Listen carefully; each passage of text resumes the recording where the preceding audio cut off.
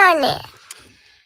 You know, I was gonna apologize to you before I did this, Alonzo. I was gonna say I'm sorry you have a sinus headache. I'm sorry that you're dealing with that. What a terrible way to start the week. What a terrible day to start the year. But instead, since you open with that, I'm not gonna apologize. I simply am going to say, we're back, baby! Okay, so these are noise canceling, and I have volume control over here. We're good.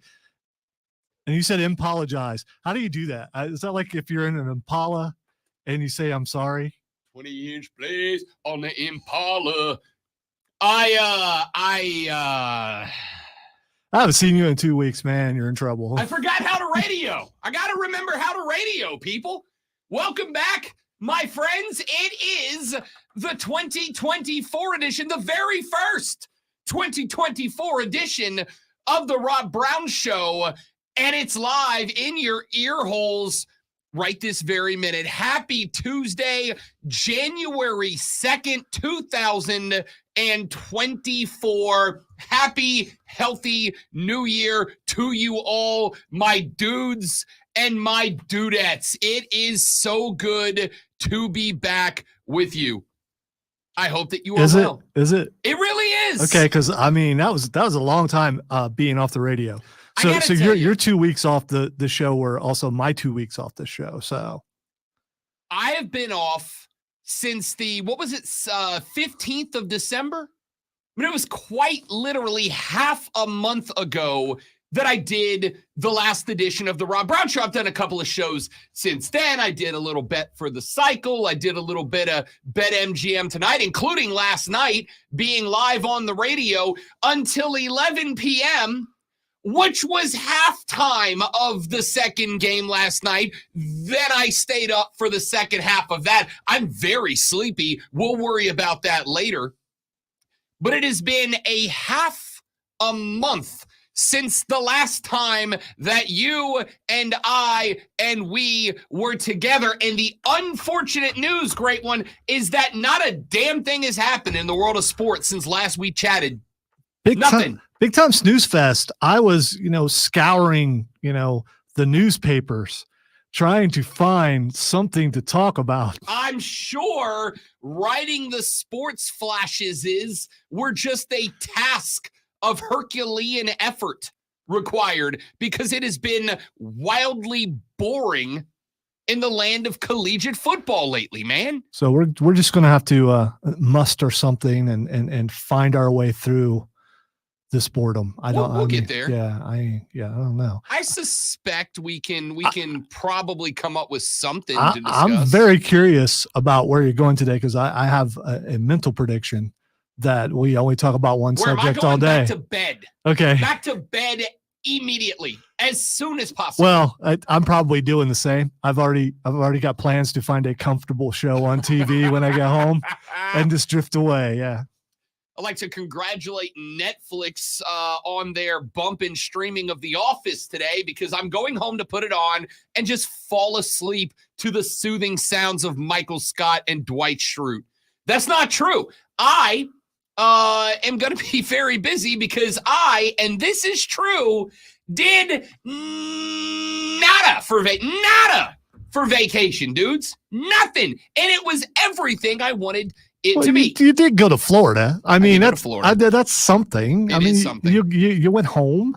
There was like some party or something I saw. I mean, so you had some things that you were doing. I did do some stuff. I did go back home, spend some time with La Familia down on the beach. That was very, very nice. The Madre threw a little engagement party for the fiance and I with the family who, golly, this sounds awful, but it is what it is. Didn't catch an invite to the wedding because it's not the biggest wedding in the world, and we're totally fine with that. So that was very nice. Got to spend a little time. I took the Wait, you didn't invite your mom to the wedding? No, Madre caught the invite. She threw a party for everybody else that didn't catch an invite. Okay. Yeah, she caught the invite. It was very close. Very close. She was almost on the alternate list. I was doing that listener half listening thing. That's fair. Yeah. You got a headache. It happens. Can I tell you the worst thing in the world that I had to do was finish up a guest list? Do you understand how much it sucks to try to rank the people in your life? That's the worst thing that's ever happened.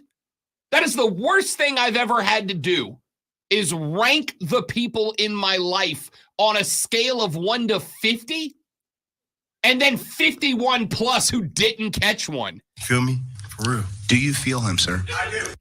Yeah, I forgot we could do that now. It's been a minute. Oh, I gotta see. I take off for a couple of days. What in the wide world of sports is going on here? And the whole world just falls apart on me. Now I got to remember how to mute stuff. Lonzo catches one on the. Oh man, I thought he didn't see it. Oh no. I saw. I heard. We all did. It's all good, man. It's all good. I'm not. You know what? I'm not. Happy New Year, Lonzo. I'm not even gonna count that one against you. No. I count it. Don't do that. Okay, fine. Don't 1-0. do that. Don't try to let. Yeah, I'm not. 1-0 in the opening segment of 2024. It happens to the best of them, ladies and gentlemen. Like if you're betting at home, you already knew I was going to get the first one in 2024. I mean, come on. Y'all, we have got plenty of stuff to talk about, to get into. Last night, we got our national champions set. Lonzo so frustrated with seeing Jim Harbaugh's Michigan Wolverines raising the Rose Bowl trophy that he just stood up and spun the TV monitor away from him so he didn't have to see the maize and blue do what they do and celebrate a championship appearance. I don't know if they do what they do. When's the last time they were here? Like 30-something years? 1984. Yeah, so I don't know that that's true. It was. I believe I heard someone say 36 years or something like that. So I mean, was it really? Yeah, it's been decades since they competed for a national championship. Man, that's they still, I think, have won more than anybody else because they won a lot. Back in the 50s or something. So back in the 50s, he says, which is fair. And then in the late night game, I don't know if I told you guys this. I did, because it's true. But Michael Penix Jr., Lonzo, and this is scientifically proven as of yesterday evening, very good at throwing the football. Like real good. He was on.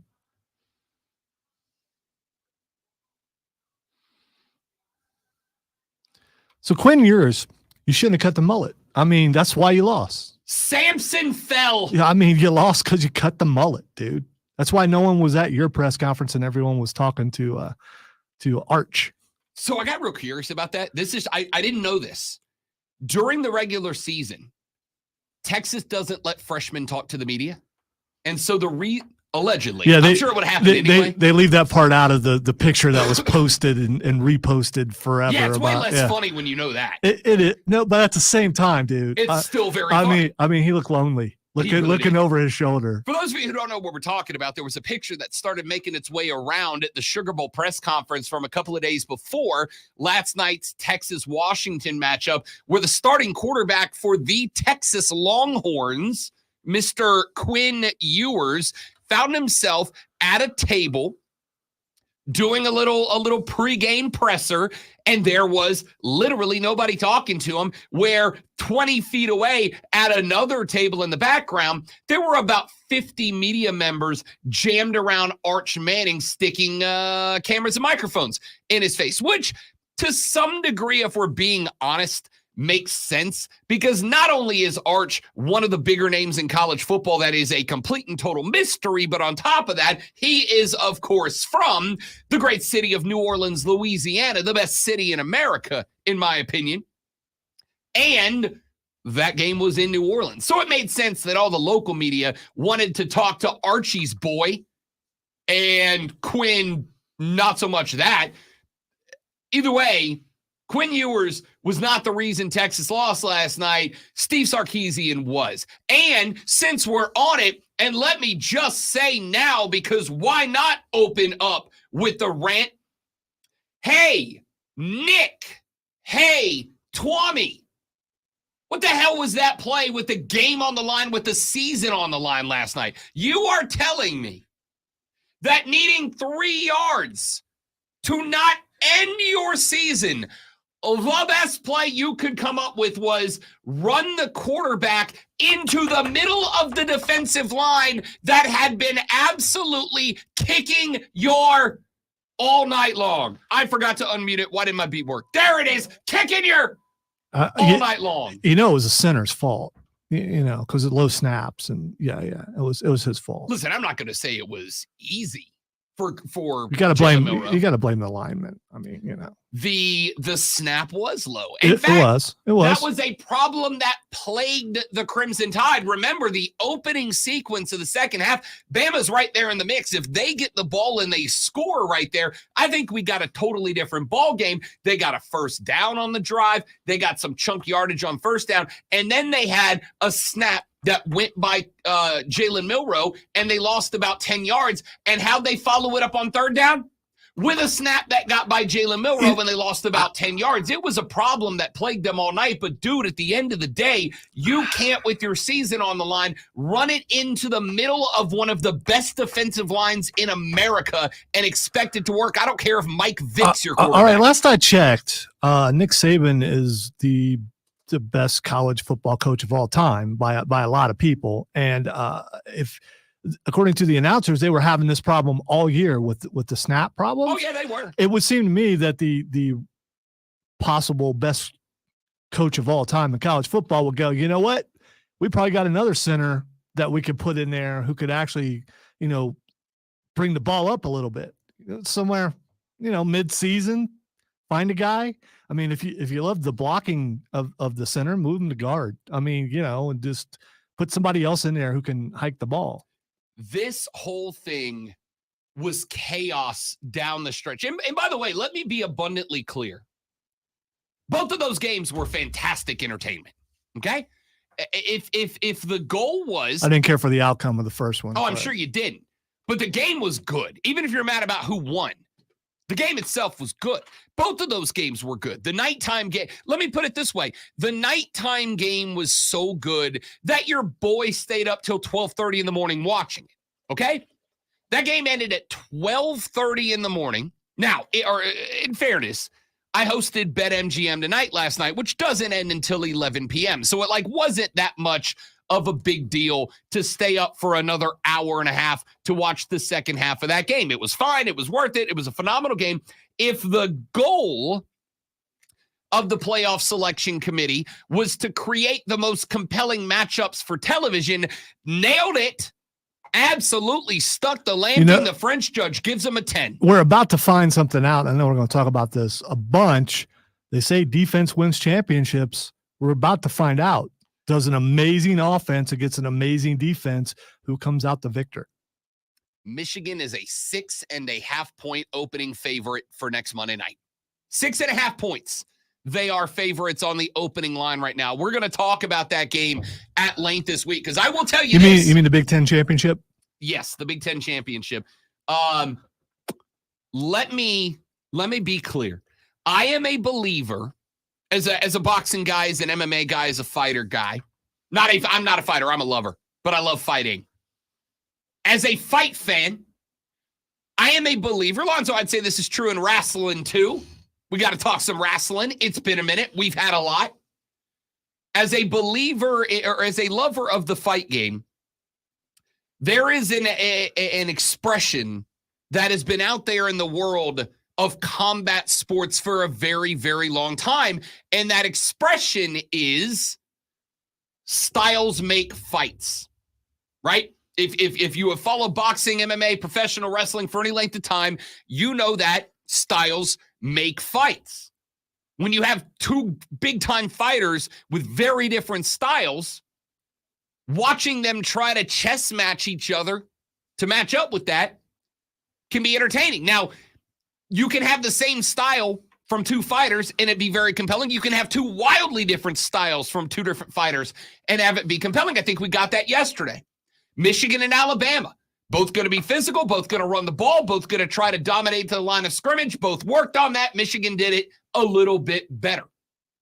In the night game, you had two wildly different styles. On one hand, you had Texas that was trying to ground and pound and own the line of scrimmage and extend possessions and keep the ball out of the hands of Michael Penix Jr. On the other hand, you had the absolute cannon that was Michael Penix Jr. going for 400 plus. He had 250 some odd yards in the first half, dudes. So you had two wildly different styles made for a great game, and now we're going to get that one more time. Can Michigan's defensive line get to Michael Penix Jr.? If they do, can Michael Penix Jr. get out of the pocket left and right? Will Washington change the way that they pass pro in front of Michael Penix Jr.? Can those wide receivers shorten up their routes consistently so that Penix Jr. can get rid of the ball earlier? If they are not running the deep routes that Washington was so successful with last night, will that hamper the Washington Husky offense? These are all very valid, very fair questions for the national championship game. And I think again, if the goal was for these teams to present the most compelling national championship games or semifinal games possible, then the committee absolutely stuck the bleeping landing. But I can say that and still also say that I believe FSU should have been playing Michigan yesterday. And before anybody starts to hammer me with, Rob, you know they wouldn't have won. Well, maybe. I would dare say even probably. But the reality is there's a way we could have figured that out, and that's to have let them play. That conversation's never going to go anywhere. And to the people yesterday on social media, especially after Florida State, we got to talk about this game too, because my goodness, did some of y'all climb way up on top of that moral high horse after Florida State lost by 60 to Georgia. My guys, I told you that was going to happen. That's not a shock. If that score shocked you, you weren't paying attention. Yeah, but here's the thing. I mean, even though you thought it would be kind of bad, you didn't think it was going to be that. Yes, I did. I'm talking about the majority of people didn't think it was going to be that kind of ugly. It was pretty bad. I told you on this show before we left. Really? That they were that was a long time show. ago, dude. I mean, you could say you said anything. Ain't nobody remember. Well, I'm glad you did, because if I can get it clipped in time, I was on BetMGM Tonight 2 Thursdays ago, which is a nationally syndicated gambling show. I do an appearance every single Thursday night on that show. And Ryan Horvat, the host of that show, who is kind of the college football dude for BetQL, said, Rob, how do you see Georgia, Florida State? And I said they're going to win by 40 minimum. By 40 minimum. I could see them winning by 50. I'm going to tell you right now, Daddy paid for his New Year's Eve drinks by betting the house on Georgia minus 20, and it was the easiest bet I've made in my entire freaking life. I almost broke my phone screen getting that bet of Georgia minus 20 locked in. That was easy. It doesn't change anything. It doesn't change anything. It was, again, this is not new. I told you, forget the game itself. I told you this the minute Florida State got bumped from the playoff. It was lose-lose for FSU in this situation. They were always going to be told, if they lose, see, told you didn't belong. And if they won, it was always going to be, well, you know, postseason is bowl games. They don't matter. Georgia wasn't taking it seriously like it was a real game. It was always lose-lose. So let the young guys go. Why are your starters sitting out and letting those boys get beat by 60? Because what's the point of them playing? What's the point? So some of y'all need to get down off the moral high horse that you climbed up on. Be careful, don't twist your ankle on the way down. All right, we'll talk more bowl game stuff as the show rolls on. Hey, David Tepper is an embarrassment. How about that? I mean, who hasn't done that? I mean, come on.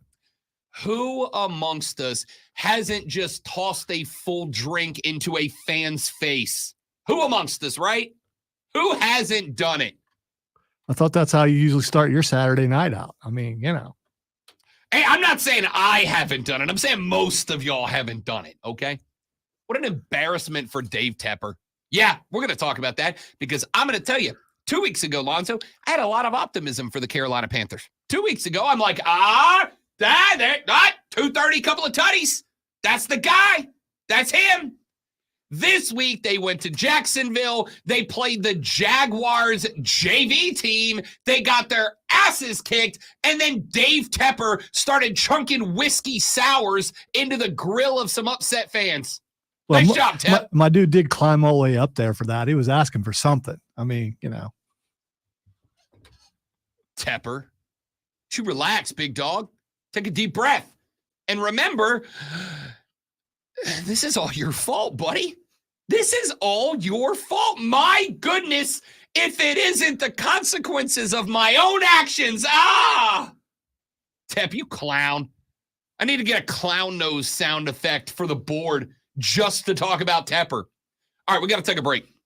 We're going to talk Panthers. We're going to talk college football. We got to talk NFL playoffs because, and this is true, Baltimore Ravens, pretty good football team. The Miami Dolphins, yikes. Yikes. So we'll talk some NFL playoffs coming up later on. We may get into some NBA. We're going to be busy. Y'all, we got 4 hours of sports talk excellence starting right now. It's good to be back, baby. The Rob Brown Show starts 2024 right here on the Fan Upstate. April, Joe, and everybody else watching in the background, hello, friends.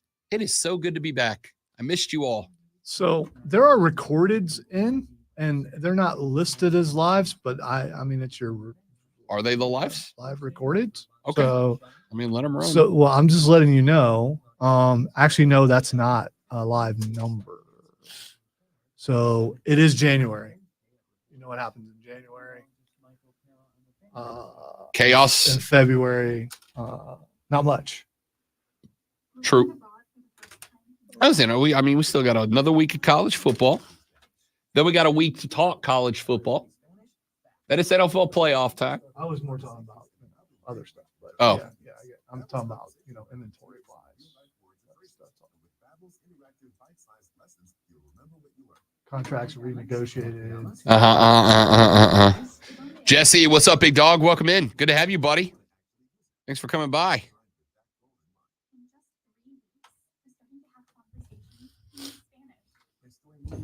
Estoy muy bien. All right. Be back in 10 seconds. And that means we're going to have so much fun. Babbel, language for life, celebrating 10 million subscriptions sold. Just go to Babbel.com and start learning a new language today. That's Babbel.com. Babbel.com. Babbel.com. Don't go through another year with that awful joint pain. Call QC. Zach, you could pretty much put that by just about every quarterback. Probably.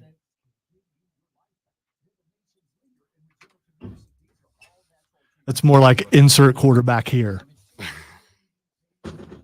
You're laughing. You didn't see what it was. CJ Beathard. CJ Beathard. Beathard, man. CJ Beathard. All right.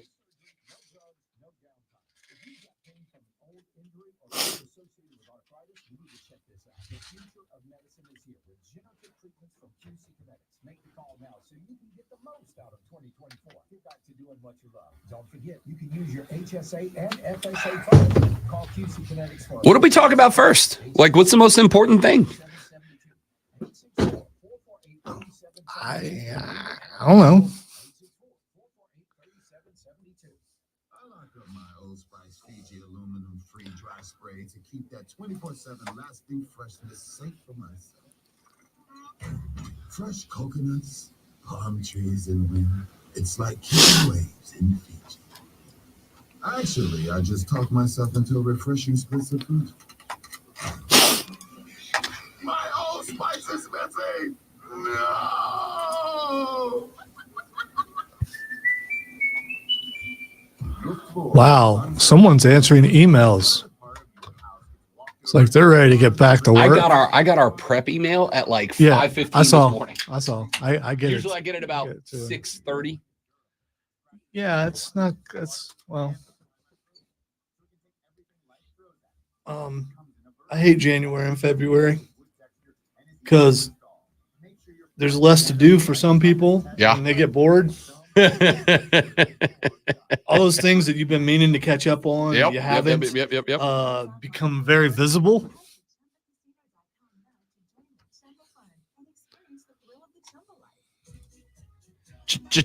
Chumba. I missed our jingles. I'm on a 10-second delay. I just now heard it. Lonzo's a dump button in real life right now. Odie had to dump himself Saturday night. And we can't even remember what he said.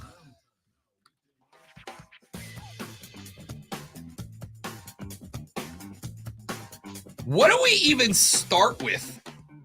What do we jump into? It's been 3 weeks almost. Should you go chronological? I don't know. Maybe. I mean, that might be a way to Or do maybe you go chronological backwards. I feel like it's things that make me laugh the hardest to things that make me laugh the least. Okay, we're starting with Tepper then. Yup. Before we do that, though, in all sincerity, that is a big truck turning 8s in the parking lot. Yeah, I thought we were going to see another light taken out. Yeah. In this case, it There might is have a fell back whole- towards my car or somebody else's car. That There would've is been a bad. whole semi in our parking lot just like spinning figure 8s around a lamppost right now. Oh, you don't want to go that way, big dog. I promise you don't. Okay. We'll keep you up to date on the saga of the lost truck driver. Here is what I want to ask y'all as we get 2024 underway. Our text line is 71307.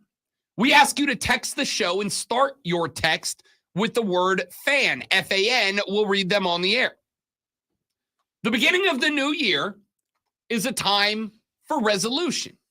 It's a wonderful opportunity for change, to adapt, to evolve, to become a better version of you. And I don't want to go Dollar General Tony Robbins on you right now, but that's a reference that you millennials in the audience will understand.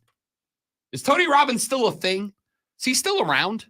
I don't know. Is he And still doing motivational speeches? Or if whatever? he is, he'd be more like a Dollar Tree. I mean, because this is a little more fancy. The new year is a wonderful time to press reset and make some changes to your life. I have done it. I know you've heard this from me before. This time I mean it, dang it. It's a time for me to be less fat. That's the big one for me. Lady friend and I had grilled chicken and broccoli for dinner last night. You know what we're having for dinner tonight? Grilled chicken and broccoli because I bought too much. I mean, the grilled chicken's fine. That broccoli's going to get you eventually. It's going to be, or it's going to get all of us. All of us. So my question then, my dudes and dudettes, is this. What is your New Year's resolution, ... for our show? What is your resolution? I want you to set the show resolution. You guys are as much a host of this show as Lonzo is, as I am. You guys are a part of this show. Those of you who interact with us every day, James and Zach and Joe and Jesse and April and all the folks in the stream so far this morning at facebook.com/thefanupstate, twitter.com/thefanupstate, or on YouTube by searching and subscribing to The Rob Brown Show. Same on Twitch and Instagram now, by the way, at The Rob Brown Show. Did you add Instagram? I sure did. Oh, there it is. I see that. I know. I did. Where'd it go? I really did do some work on vacation. I'm not bragging. It just is what it is. Anyway, all of you are part of the show. You're all hosts of this show as much as Zoe and I are. So this is your opportunity today and today only to set your New Year's resolutions for this show.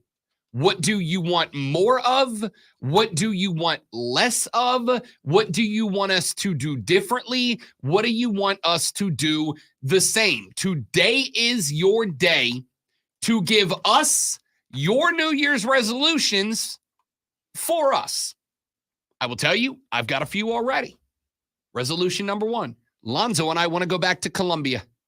We want another trophy.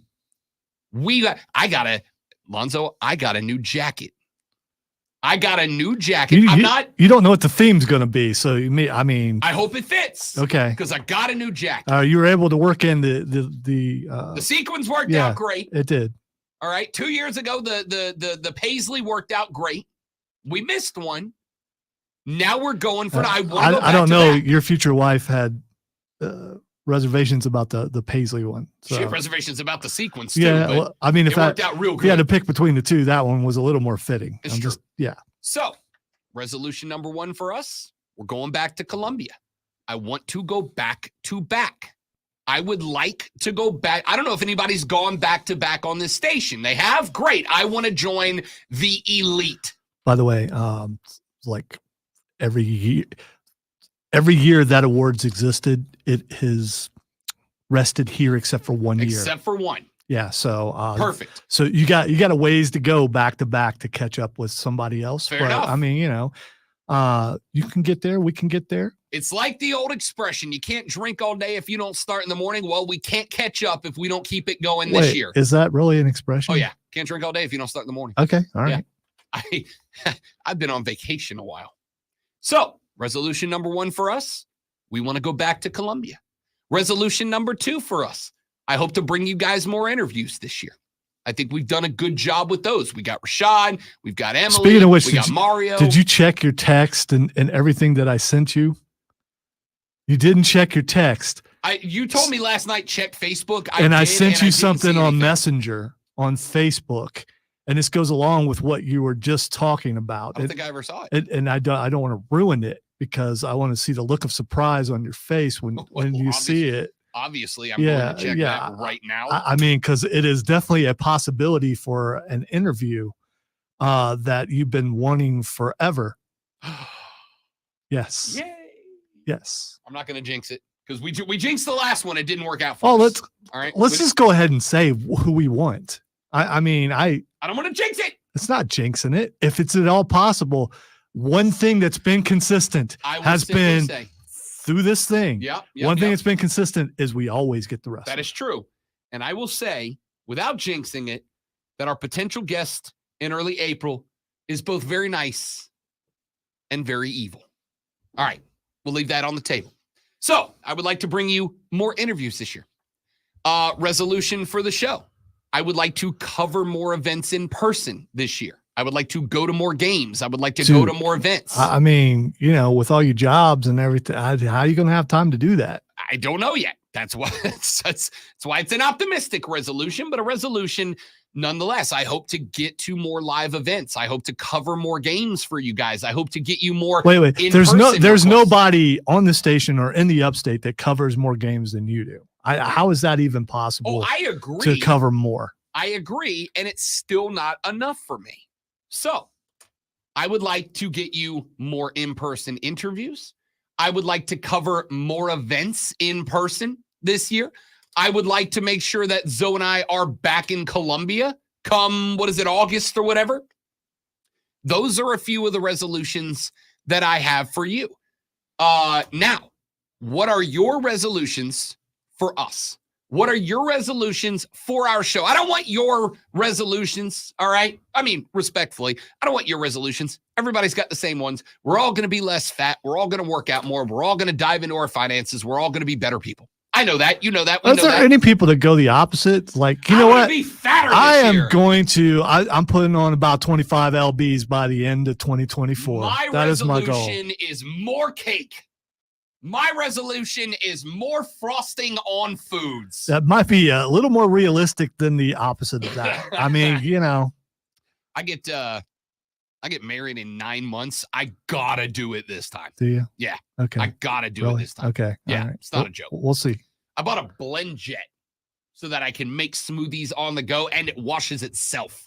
Because I realized, how's it wash itself? Because it's a you know what it is? Like the handheld blender? No, I know. Okay.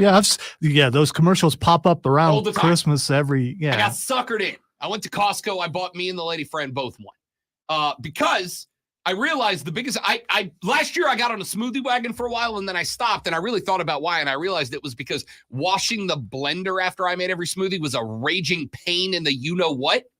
This thing washes itself, right? You just put water and soap into the blender, turn it on, it cleans itself. I tried it out. It's spectacular. See, I've had a lot of discussions lately with my son, telling him the problem with getting old, I've finally figured out what it is you just decide, man, I don't have to do that. I really don't want to Yeah. do that. And then eventually you just stop doing some Yeah. things that you really should do, like cleaning the blender. Yeah, and not being fat. So we'll see how that goes. So anyway, I wish you luck in your endeavor, and I'm gonna need it hope- because I got to tell you, I'm 2 days in and I'm struggling. I will do my best to try not to put things in front of you, No, you won't. food wise. No, you won't. Yeah, I'm not the guy who does it. Hey, No, did you you know that there's a Duck Donuts truck? Did you know that? It was like in Simpsonville a couple days ago. Lonzo made it 7 seconds. I didn't know if you knew that or not. That's all. I mean, 7 I want you to be aware of your surroundings. seconds. So anyway, what were we talking? Oh, New Year's resolutions. What is your New Year's resolution I know what yours should for be. us for the show? I know what yours should be for the show. Be less fat. No, Oh. it's I'm not going to play with it anymore. yes. Stop it. Shut All right. the hell up. So, what are your New Year's resolutions for our shows? 71307 is the text line. Start that text with FAN, F-A-N, FAN, F-A-N. We will read them on the air. Give me your New Year's resolution for the Rob Brown Show, for Rob, for Lonzo. We will read them on the air and take them into consideration. When we come back, David Tepper is bad at his job. I mean, not the hedge fund manager one, the one that he owns a football team that we all want to see succeed. At least I do, because I get paid more when it does. I would really like to see Dave Tepper be less bad at his job, but he made it worse this weekend. So when we come back, we're going to talk about Dave Tepper. I am going to light him up because he deserves it. And we'll do that next on the Rob Brown Show in the Fan Upstate.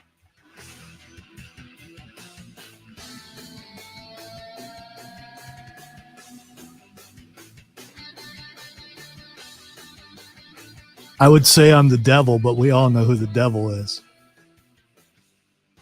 I'm guessing Rob knows who the devil is. Yeah. Baby! That whole actually- thing was so predictable, but the ending was pretty good. I mean, you know how they did it. I was having a conversation with that about that with a buddy of mine because we got together and watched the pay-per-view. First pay-per-view I've watched live in a while. And when they announced it, we had a conversation about how a story, book, movie, TV show, wrestling, whatever. A story having a predictable outcome is fine as long as the outcome is entertaining, right? If I saw it coming 2 miles away, but the walk up to that moment and the reveal, you're still like, oh man, it's still fine. And I thought, number one, Cole with the hair down and pulling it back was a fantastic Bond villain reveal, even if you knew the villain. And more importantly, MJF's reaction to it was everything, dude. He nailed it. Yeah. He nailed it. So devastating for him too when he finally comes back like a year from now or whenever it is. So I didn't watch the pay-per-view, but I saw the reveal because they put it everywhere, and I'm like, yeah, that's what I figured. I mean, I thought it was pretty easy. First of all, to figure out that Wardlow was one of them. Yep. Because he's got a particular build, and the other guys look like who we thought they were.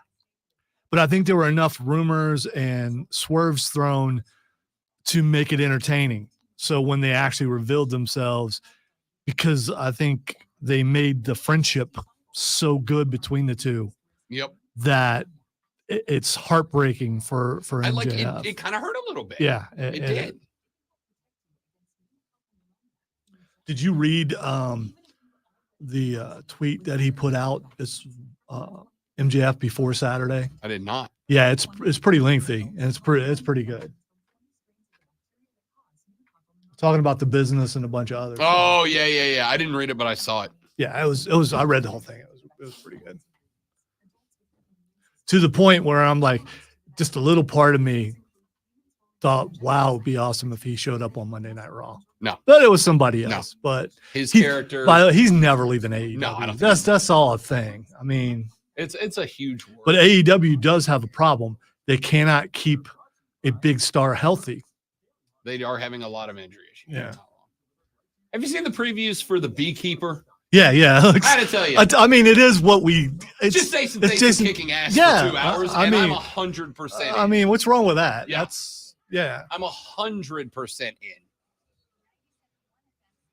It's just him lighting people on fire, beating them up, and then lighting them on fire, and I'm all in. Yeah, that's the thing, Zach. Will we hear him yell at him anymore? I don't know.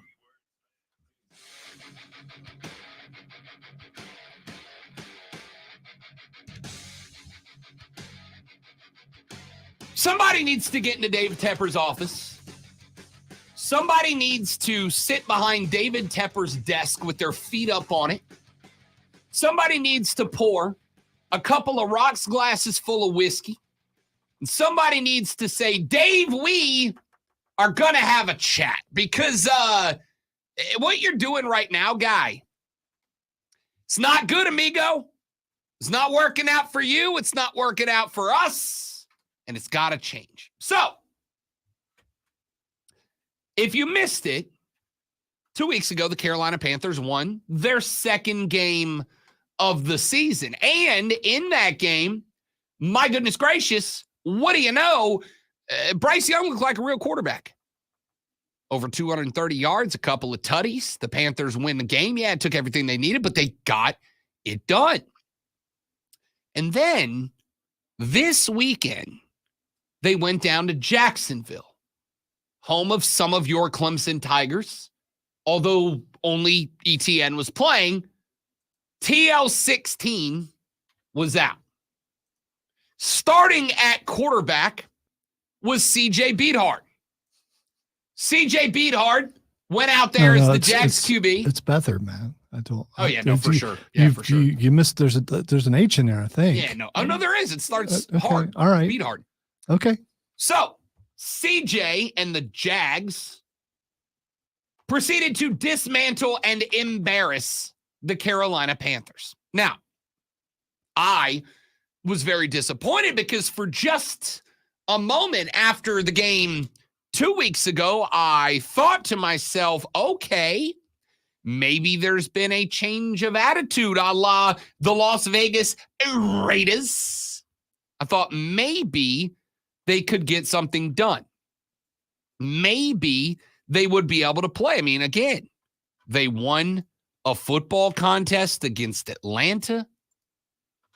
CJ's thrown a couple of touchdowns down the stretch. Like I thought maybe, just maybe, after the Packers game and after the win over the Falcons, that this team had turned a corner. And then they went down to Jacksonville, and the phrase laid an egg is just not enough to describe how pathetic that showing was. You know, I missed the game that they won. And then I'm like, okay. Missed is a strong word. All right. I didn't watch it. That's better. Because I knew I wasn't going to be on the air, and I didn't want to subject myself to that kind of pain. Unless it was for work, because then, you know, I'm willing to do that. But so I didn't watch it. They win this week. Knew we were going to be back on the air. Knew we were going to be talking about it. And yes, the Panthers are still my NFC team, but it hurts to watch what Tepper has done to this team. But I decided to watch.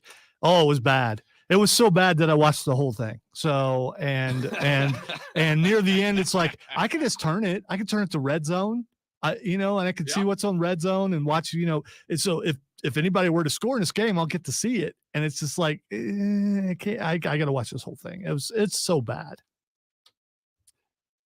They beat Atlanta. I thought to myself, okay. I mean, it's not an impressive win. Didn't score a touchdown in the win, but a win's a win. Then they turn around the next week. They got Green Bay. 33-30 is your final. And I'm NGL, as the kids say, not gonna lie. I think Green Bay got a little help from the folks with the whistles at the end of that contest. No, that hasn't happened at all this year in any sport. Somewhere, Dan Campbell just loudly exclaimed,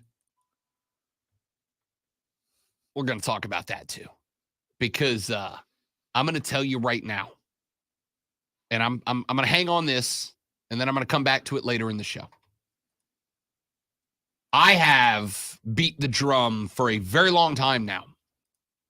The NFL's not rigged. It's too big to rig it. There's too many people that would have to know.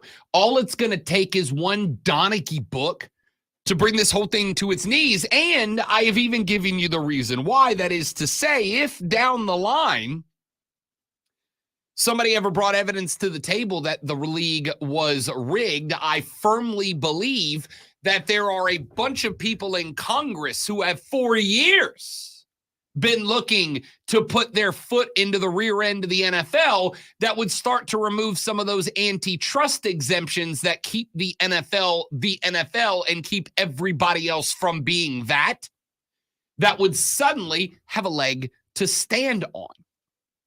But I do find it interesting that Green Bay caught a couple of whistles late in that game that I think at the least were controversial. Green Bay caught a couple of whistles late. Hey, by the way, what did Green Bay have coming up the very next week in the National Football League? A little Sunday night showdown against the Minnesota Vikings with potentially a spot in the playoffs on the line. Detroit goes down to the Big D, and I do mean Dallas to take on the Cowboys. Detroit goes for a 2-point conversion to win the game because Dan Campbell is a freaking lunatic. They get the 2-point conversion. They're on the sideline getting ready to kick off and win the game when all of a sudden the referees come out late and go, oh, the number 68 didn't report, except for, oopsie, there's video of number 68 talking to the referee before the play starts.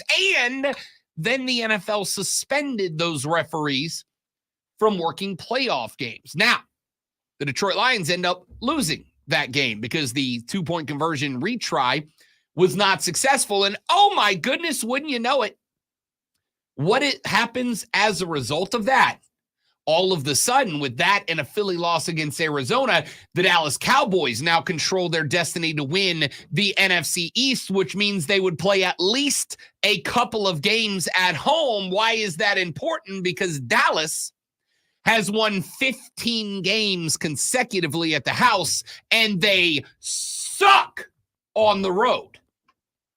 So that game had massive implications, not just for Detroit, but for Dallas, who with the Philly loss to the ARZ and Kyler Murray, now find themselves in a position where they might get 2 playoff games in the fortress that is Jerry World, protecting them from having to go on the road twice, including potentially to either New Orleans or Tampa, 2 places that I wouldn't want to go if I was Dallas in round 1. So there's a little controversy there. We'll come back to that later in the show. Right now, I want to keep talking about how David Tepper sucks at his job. I am curious, and I don't know if this has come out. I just haven't seen it. What did that guy say to Tepper? I mean, there's video. He climbs up to get face-to-face. I thought he climbed after the drink got thrown. But I could be wrong because I mean, there's only one crappy version of the video. I thought he climbed before that. I think that's how he got up level with the thing. Either way, let's be real clear. Either way, unless that dude was physically attacking David Tepper, and spoiler alert, he was not. What if he can't do that? What if he said something about Tepper's wife? Don't care. Okay. Don't care. All right. Here's how serious it is. I don't care if he'd said something about David Tepper's dog. You don't do that. You're a billionaire owner of an NFL franchise. You do not, by definition, because I checked with a real life police officer, that's assault, dude. Or battery. I think it's battery. It's battery because it's physical thing. Yeah. Assaulting is what we do to each other every day. Constantly. Right? Yeah. Either way, that is, letter of the law, a crime. Now, if the fan said, I'm going to come up there and punch you in the nose, he said, then you might have an argument. But the fact that this guy was in a different section, partitioned off by a wall, and had no reasonable way to actually give Dave Tepper these hands, that likely, if that fan called the cops, Tepper's probably getting the charge. Probably catching a charge. If that's at a bar and somebody said, hey, you're ugly, and I throw a glass of whiskey in their face, I'm catching a charge if they call the popo. All right? Dave, I know you're frustrated that the team sucks, buddy. You should be because, and this is true, the team sucks. By the way, you know what my favorite part of that video was? My favorite part wasn't the drink in the face or the confrontation or anything. Did you see Fitterer in the video? While Tepper is getting cussed out and throwing drinks at fans, Fitterer's in the background, though, and he's just standing there with his hands in his pocket, doing absolutely nothing. That video was a perfect representation of this. By the way, team as a I'm whole. watching the video. You're right. He climbed up after. Yeah. So whatever he said it from the ground. Tep then threw a drink, technically out of a window, at this guy. Then the fan climbed up after him. All things By the way, considered, if that fan gives Dave Tepper hands, I got his back. physics-wise, he had to know there was going to be a drop of the liquid to hit it just right. I mean, If he actually hit the guy, it's a good throw. he didn't look wet, actually. Yeah, I don't know. Now that you say that. All of that being said, Tepper, it's on you, bro. This is on you, my guy. And only a billionaire would throw out a drink like that, knowing how much those things cost. Like $32 a liquor, man. Yeah. That's like a $32 drink in an NFL stadium. I've been to Jacksonville. It ain't cheap to go to a Jags game, my dude. So this is interesting to me because I think at this point we have all accepted the reality that David Tepper oversteps his boundaries in the management of this Carolina Panther football program, right? We have heard the stories about him telling Ron Rivera, run this defense, his wife handing postcards with plays drawn on them to different coordinators. Nicole, the week that Nicole and David come under fire for being too involved, the next day, Nicole is on the field at practice like she's part of the team. Guys, you're not. You're the ownership. Go back upstairs and ownership this team, man. And do nothing else. I get it. You are frustrated. But, man, we have all accepted the reason this team sucks is you, my dude. So for you to then embarrass yourself, to then embarrass the franchise, to then embarrass the fans of the franchise who are hanging by a thread right now, by tossing a drink in the face of a fan. By the way, the fan it was like in teal, so I don't know if it was a Jags fan or a Panthers fan. I can believe it either way. I believe it was a Panthers fan, but I mean, just having watched the video, it looked like a Panthers fan. How much worse is it? Like is a Jags fan? No, actually, that just kind of makes sense if it's a Panthers fan. Yeah, like if it's a Jags fan, you can be like, okay, he probably did say something that most of us go, you can't do that, but like, I get it. You know what I mean? Like, you see, I see people every now and then, they get arrested for doing something dumb, and you're like, I do not agree with you, but I get it. That'd be one thing. If my dude is tossing drinks into the face of his own friend, because that guy's never a Panther fan again, right? And a lot of people in that guy's family and friend group are never Panthers fan again. This is embarrassing. Well, does that lawsuit? I mean, I think that's lawsuit. I'm going to tell you right now, if that's I'm blind. I can't see. Well, I got an ice cube in my nose. I can't breathe. Emotional distress. Yeah. I mean, you go get money for emotional distress. So, I mean, he can't go to work. He can't. Bro, it's Jacksonville. I promise you there's some unscrupulous doctor down there that is 100% slapping a cast on your neck. I'm going to Roddy Strong that thing so bad. I'm buying a Neck Strong t-shirt that day. Oh, my neck. Dave Tepper broke my neck. I need $1 million, Dave Tepper. You broke my neck. Well, the impact of the liquid, the velocity where it's thrown, there was downward. I mean, that's gonna cause your neck to go back for sure. Yeah, can't breathe. What a joke, dude. What a joke. Tep, it's on you, bro. You did this. I know you're frustrated. Look in the mirror, my guy. Don't look at the fans who are mad. They're paying you to build a good football program, and you are actively making it worse. Lonzo's going to do the opposite. He's going to make it better with this Sports Flash. First time I've read in 2 weeks. It took us until after midnight, but our college football national championship is set. In an overtime thriller, Michigan knocked off Alabama 27-21. J.J. McCarthy went 17 of 27 for 221 yards and 3 touchdowns for the Wolverines, while Blake Corum scored a touchdown with less than 2 minutes remaining to send it to OT, where Jalen Milroe was kept out of the end zone from 4 yards away to end it. There was no question about the Sugar Bowl's MVP, as Michael Penix Jr. finished 29 of 38 for 430 yards and a pair of touchdowns, leading his Huskies to a 37-31 win over Texas. The Longhorns made it exciting late, driving deep into the red zone, but fell short. We are the home for Furman basketball. Tune in tomorrow night, 6:30, as they take on the UNC Greensboro Spartans right here on the Fan Upstate.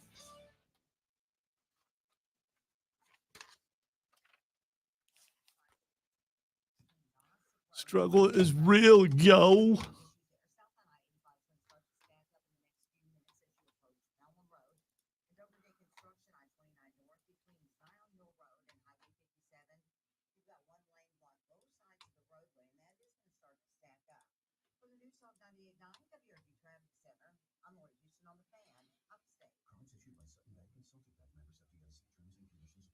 Are you the decision maker in your company? Consider this. For the first time in decades, there's a better option for a corporate card and spend management platform. Meet Ramp, the only corporate card and spend management system designed to help you spend less money so you can Nailed it. If he says so. points amount to less than their worth in real cash value. Ramp's corporate cards offer you cash back, real money in your pocket. Plus, you control who spends what with each vendor. And Ramp software collects and verifies. Dude, you could get a couple of weeks ago to the I think it was the Falcons game. Actually, you could get tickets for like $1 to the Panthers game. A dollar, dudes. $1, and they ended up winning the game, which is hilarious. Remind me to ask Rashad if he went to that game when we get him back to, Thursday. Okay.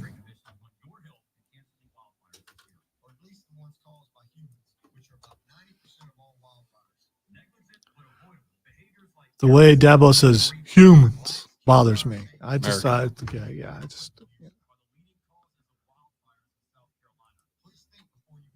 Human.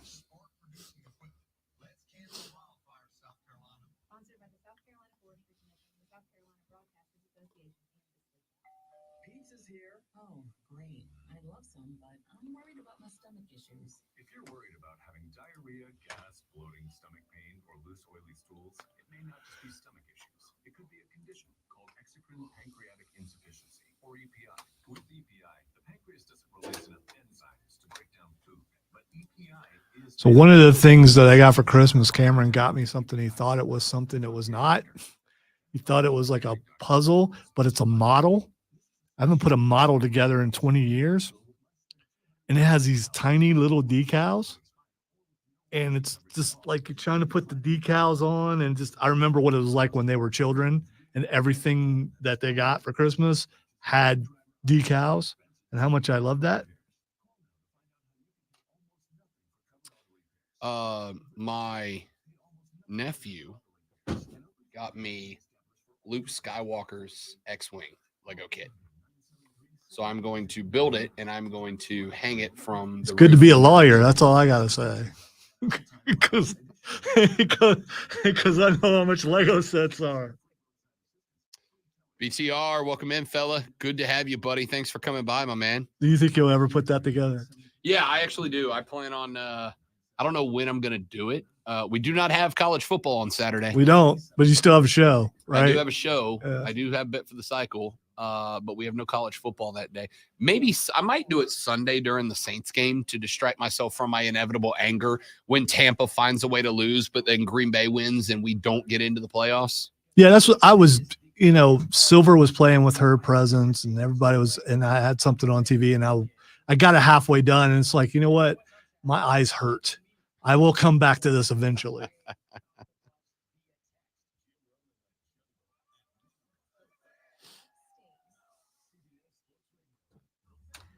Wow, that's going to be short. Let's do this.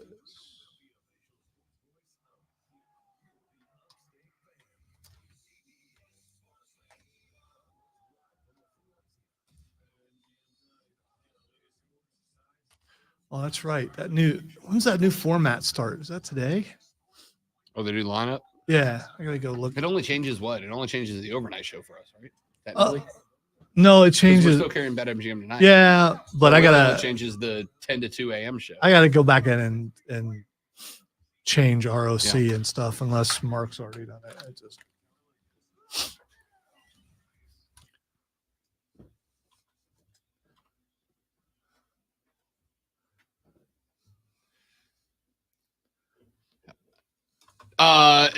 Nick Saban is,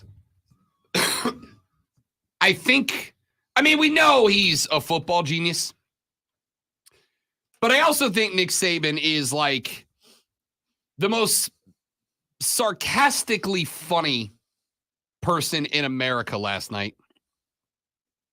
He was asked about the call on 4th and 3. Bama's got to score a touchdown to keep their season alive. They are up against it against the Wolverines. They call a play. Michigan calls a timeout after seeing the front. They call a play. Alabama calls a timeout after seeing Michigan's front. They call a third play.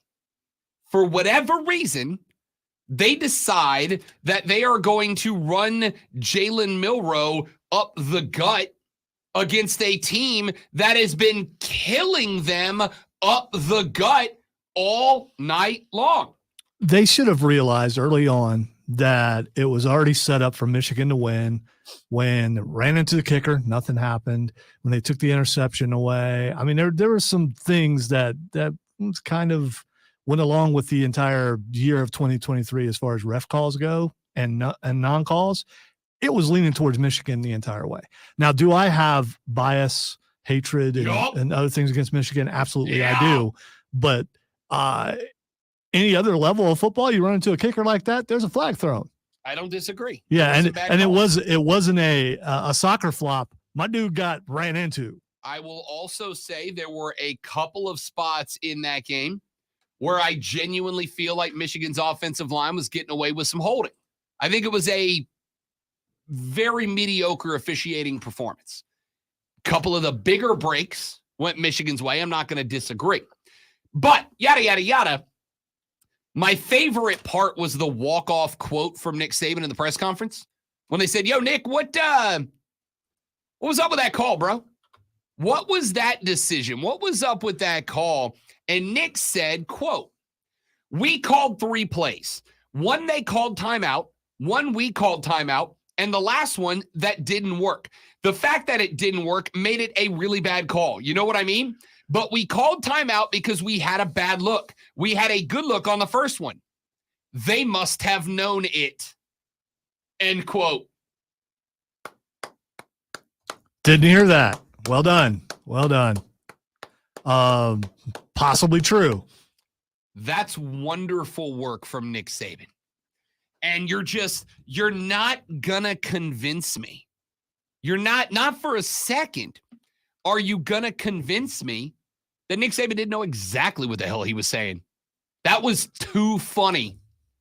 Not for Nick Saban to know exactly what he was doing there. Ladies and gentlemen, it is just after 7 o'clock in the morning. There has been a lot going on in the world of sports. And you, before you head back to work after I hope for you a nice long holiday break, need to know the most important 3 things to discuss, ladies and gentlemen. That is why you need today's water cooler cheat sheet. Are you ready for the playbook of the peculiar, the almanac of the absurd, and the encyclopedia of the extraordinary? Well, you better be, because we're diving headfirst into the 3 top stories that will have your coworkers saying, "You hear that? DJ!" before they take their first bathroom break. No. Here we go. Welcome to the water cooler cheat sheet on the Fan Upstate. Well, it was going to be item number 2, but courtesy of Lonzo dropping the bite on us in the intro to cover up the fart sound, we might as well move it to item number 1. I don't even know what you're talking about. No clue. Item number 1 on today's water cooler cheat sheet: Jordan Travis has left Florida State University. Of course, he suffered that catastrophic leg injury against North Alabama, removed him for the remainder of the season. It also, if you believe those who gave the reasoning behind the College Football Playoff Selection Committee's selection process, removed Florida State, the undefeated Atlantic Coast Conference champions, from the 4-team playoff. And there were questions about what FSU was going to do at the quarterback position next year. Now, ordinarily, Florida State University's quarterback would not be a water cooler cheat sheet item, unless it was Jordan Travis going down to a catastrophic leg injury that kept them out of the college football playoff, allegedly. But it is today. Why, oh why, might you ask? Are we talking FSU starting quarterback? It's because they have a new one. DJ Uiagalelei will be taking his services to Tallahassee, Florida. After finishing up an All-American career, Jordan Travis left a parting gift to the Seminoles of Florida State. He had some conversations with DJ Uiagalelei, leaving Oregon State to make his way down to the state capital of the Sunshine State. DJ Uiagalelei committed, said that Jordan Travis told him that Coach Norvell and quarterbacks coach Tony Tokars are great coaches and coach you hard and will develop you. He said, quote, outside football, they really care about you as a person, end quote. Uiagalelei said Travis relayed a story about a 3-game ACC losing streak in 2022 and how the coaches reacted. Travis told Uiagalelei, according to DJ, quote, they asked, how are you doing as a person? They said, I'm here for you, not just as a coach, but also as a friend. That's something that I value and had at Oregon State with Coach Smith and Coach Lindgren. Obviously, they are about the right stuff. He mentioned, did DJ Jonathan Smith and Brian Lindgren, because they were his head coach and his quarterbacks coach at Oregon State during DJ's time as a Beaver. But they both departed in the offseason.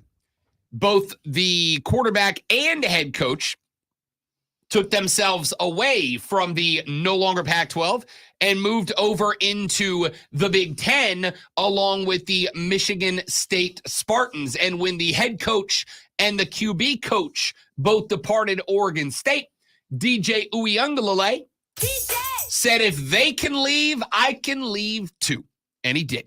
DJ Uiagalelei has started 40 career games. He is 30-10 in those 40 games for 8,319 yards and 57 touchdowns. Obviously, 3 seasons with Clemson before transferring to Oregon State. FSU will host Clemson in 2024, and I suspect that game just got a lot more interesting. DJ! Now the starting quarterback for the Seminoles. I just want to make sure it still worked. I mean, because that's what I feel like you knew it did. That's what DJ is going to make them feel like. I feel like you. I feel like you knew that it did. Item number 2. It took until well late into the evening last night, but our college football championship is set. In the opener, the Rose Bowl in Pasadena, California, featured a pair of blue chip programs. The Alabama Crimson Tide checking in at number 4, taking away the rightfully earned spot of the Seminoles of Florida State. The Michigan Wolverines, by way of their 13-0 Big Ten champion winning season, entered at number 1. The 4v1 matchup was as good as you could have asked for it to be. The Crimson Tide down 13-0 in this game, or 13-7 in this game, able to knock through a long field goal to end the first half. They found themselves down just 3. Then, by way of a 10-point fourth quarter, the Tide found themselves up 20-13. And then Michigan, with inside of 2 minutes left to play, went the distance, drove the length of the field, punched in the tutty to wrap it up. We ended up with a tied game at 27-20. OBT Dubs Michigan missed an extra point on their second touchdown of the night. Maybe we didn't need overtime. Michigan missed the field goal in that game. Maybe we didn't need overtime. Either way, Michigan had their back shoved against the wall by the Crimson Tide of Alabama. And they came back late. By the way, almost disaster as well, because they forced an Alabama punt with just seconds left to play. All Michigan needed to do was field that punt, and they had two options. Take it 35, 40, 50 yards, get into long field goal range, aim for a prayer. Worst case, you go to OT, or just take a knee and go to OT anyway. What happened? The second muffed punt of the night. Remember, Alabama's first touchdown came off of a muffed punt inside of Michigan territory that they were able to stick into the end zone and bring themselves to a tied ball game at the end of the first quarter. Michigan muffed a punt inside of the 7-yard line that they, won a Powerball lottery by being able to recover on the one without picking it up and going into the end zone for a safety, or maybe worse, giving Alabama the ball back on the 1-yard line, going in with game winner on the line. Either way. Hey, real quick, if you mess up a punt like that, a return, and you drop the ball and it nearly goes into the end zone, nearly as a safety, but you're able to have enough presence of mind to recover it back, do you get in less trouble, you think? No. You still hearing it for, when it was your second muffed punt of the game. Second time you did it. If they scored the first time, they damn near scored the second time too. If they ended up with that football, how dramatic would it have been if that would have ended up a safety? I mean, my goodness gracious, how the tide would have turned, pardon the expression. 27-20, your final in the Rose Bowl. Michigan, Jim Harbaugh taking the maize and blue back, scratch that, to the Natty for the first time. Yeah, I was going to say, it's been decades since they've been there. I'm also curious, when does the NCAA investigation reports their findings, when does that drop? Is that after Michigan wins the national championship or after they lose to Washington? I am going to tell you, Lonzo, right now, there is a chance that I am going to become the most insufferable son of a gun that you have ever worked with in your life. No, I think we all know who that is. Oh, no. Yeah. Oh, no. No, you cannot. No, you can't. You can't. If, capital I, capital F, this is the dream for me. If Michigan wins the national championship, if down the line, the NCAA determines that the cheating was so egregious by Michigan that they pull the national championship from Big Blue, my dude, I will be petitioning Florida State to hang a national championship banner in the stadium. I will be making FSU 2023 national championship t-shirts. You thought I'd been bad with the UCF 2017 national champion stuff. The 2023 FSU while you're at it, go ahead and declare New Orleans Super Bowl champion that year after that call. You can go ahead and do that too. Get those t-shirts made. Sure. Why not? Let's just go all in. Yeah, but Jim Harbaugh won't be in Michigan next year because he'll be in Carolina coaching the Panthers. Dude, there's not if Tep's not going to get out of the way. We'll talk about that because I've heard that pop up a couple of times. He hired somebody. He got a new agent. He did. Yep. An NFL guy. Yep. Got a new agent with NFL connections. We're going to talk about that later in the show. Sticking here, there was another game last night. It was very late in the evening. Your boy was up till 12:30 this morning with a 3:30 a.m. wake-up call, watching Texas take on Washington. To some degree, I very much wanted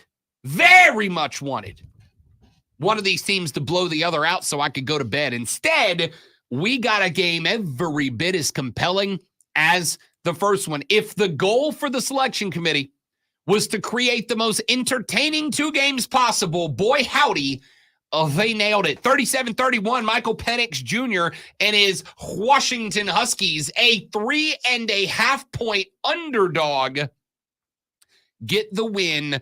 37-31. They will square up with the Michigan Wolverines in the national championship game. Michael Penix Jr., 29 of 38, 430 passing yards, and a couple of touchdowns. Really should have been 4 because they were 2 that were very close, including a 77-yard reception that his receiver slowed up and got tackled at the 1. In the dying moments of this game, it got way more interesting than it needed to. Washington had the football. They were dwindling the time down in this game. And then all of the sudden, their star running back, Dylan Johnson, who was dealing with a foot injury, got hurt on the field. They had to stop the clock. It cost a timeout. Washington had the clock stop on them.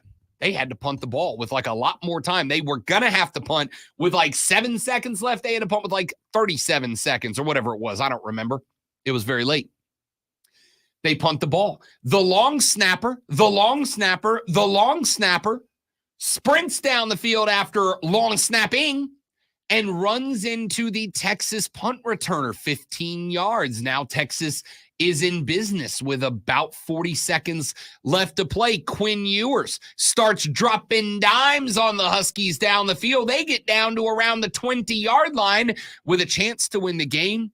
And then the Washington defense comes up clutch and keeps Quinn Ewers out of the end zone. Washington with the 37-31 win over the Texas Longhorns. And they will find their way into the national championship game. Item number 3.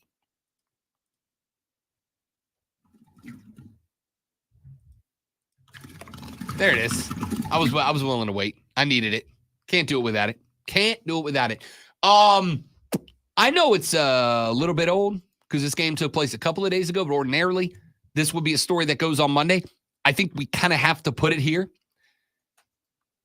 Lamar Jackson is very, very, very, very, very good at football. The Baltimore Ravens demolished the Miami Dolphins this past weekend. 56-19 was your final in this game. Remember, this was the test for the Ravens. I mean, so was last week when they demolished the 49ers on the road, by the way. So was the week before that when they took on a suddenly resurgent Jacksonville team on the road. They won that game, by the way. So was the game against the Rams where they had to prove themselves. They won that game, by the way. The Ravens have now won 6 consecutive games over the Bengals, Chargers, Rams, Jags, 49ers, and Dolphins. They have won all but one dating back to their win over Tennessee. That is, if you are keeping track in the Rob Brown Show home edition, 10 of their last 11 games have been dubs. They're playing very good football, but I think we would be remiss if we did not specifically mention Lamar Jackson. 18 of 21, 321 yards, 5 touchdowns, and a passer rating of 158.3. Why is that a number that I felt like I needed to bring up? Listen, I'm not a huge passer rating guy. I feel like it's a little subjective in spots, a little arbitrary in spots, but the reason I bring it up is because a 158.3 passer rating is the highest possible passer rating. That is a perfect passer rating. The reason I tell you all of this is to tell you this, Lonzo. Lamar Jackson won the MVP this weekend. I have been arguing that it has been Christian McCaffrey, and it shouldn't be anybody but Christian McCaffrey for this season. Christian McCaffrey has been a touchdown machine for the San Francisco 49ers. Christian McCaffrey can play every position on the field except offensive line, and he has. And that's a big part of the reason that the San Francisco 49ers are the number 1 overall seed in the NFC. But Lamar Jackson is now the number 1 reason that the Baltimore Ravens are the number 1 seed in the AFC, the number 1 seed that they just demolished the Miami Dolphins. They have won 10 of the last 11. They are white hot right now, and they are now the number 1 team in the AFC, which means the path to the Super Bowl does not, for the first time in a long time, go through Kansas City, my friends. It goes through Baltimore. Okay, we're going to see if this is a different all-around team and if Lamar can actually perform in the playoffs, because so far he hasn't really done that. So, I mean, good for him. Good, and he looked good in the game, and he's looked good all season. But he hasn't been able to do anything in the playoffs. You are not wrong. You are not wrong. Lamar Jackson has been criticized for his playoff performance, not his regular season performance. That being said, I think right now he's playing better regular season ball than he's played at any point in his entire career, and he's played pretty good ball in his entire career. Does that momentum head to the playoffs, especially since they're done, they're locked in? They're not going to go full tilt this weekend against the Pittsburgh Steelers for 2 reasons. Number 1, they don't need to. Number 2, Pittsburgh is, because Pittsburgh, with a win and some help, can still make the playoffs. So I suspect you're going to see a relaxed Baltimore Ravens this weekend. Then they're going to catch the first round bye. It's going to be 2 weeks before we see Lamar again. Is that too long for him to rest, or can he carry that momentum into round number 2 after a round 1 bye? I'm not going to lie to you. I really like this cat. I like him as a dude. I like him as a player, and I'm really excited to see what he does as a playoff quarterback. We have to take a break. Text us 71307. Start your text with FAN, F-A-N. FAN, F-A-N. We'll read them on the air. What's your New Year's resolution for our show? What do you want us to change, to do better in 2024? One thing that we are going to do better when we come back here in just a minute from right now, my friends, as much as it may not feel like it, is Tuesday. And you know what we do on Tuesday? We hand out some awards. And we do that next on the Rob Brown Show in the Fan Upstate.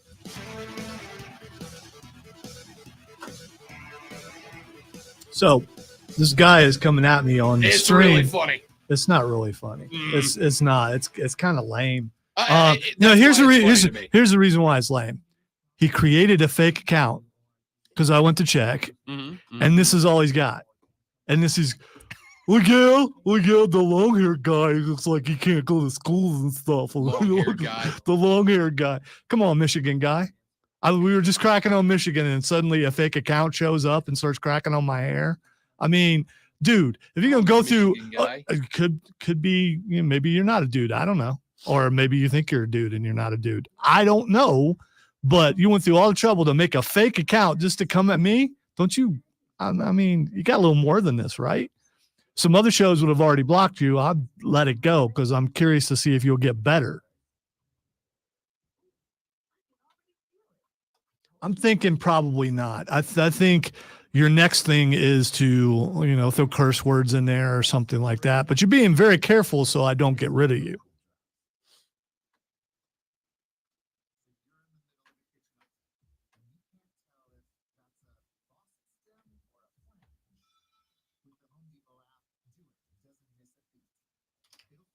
I do have to admit, though, the koala is a nice touch. I mean, that must be the first picture you found to put on your fake thing. Aww. It's adorable. Adorable.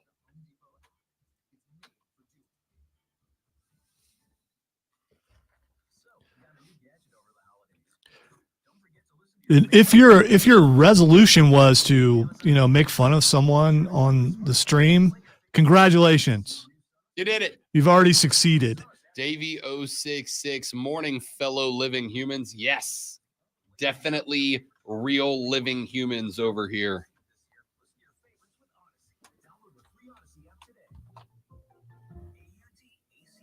Sponsored by Family Dollar. The new year is here. Make it your resolution to shop at Family Dollar this year and see how much you can save. It'd be really funny if this Paul guy was someone in the building. Because as lame as it is, I mean, actually it wouldn't be funny. It'd be sad because I know everyone here is funnier than that.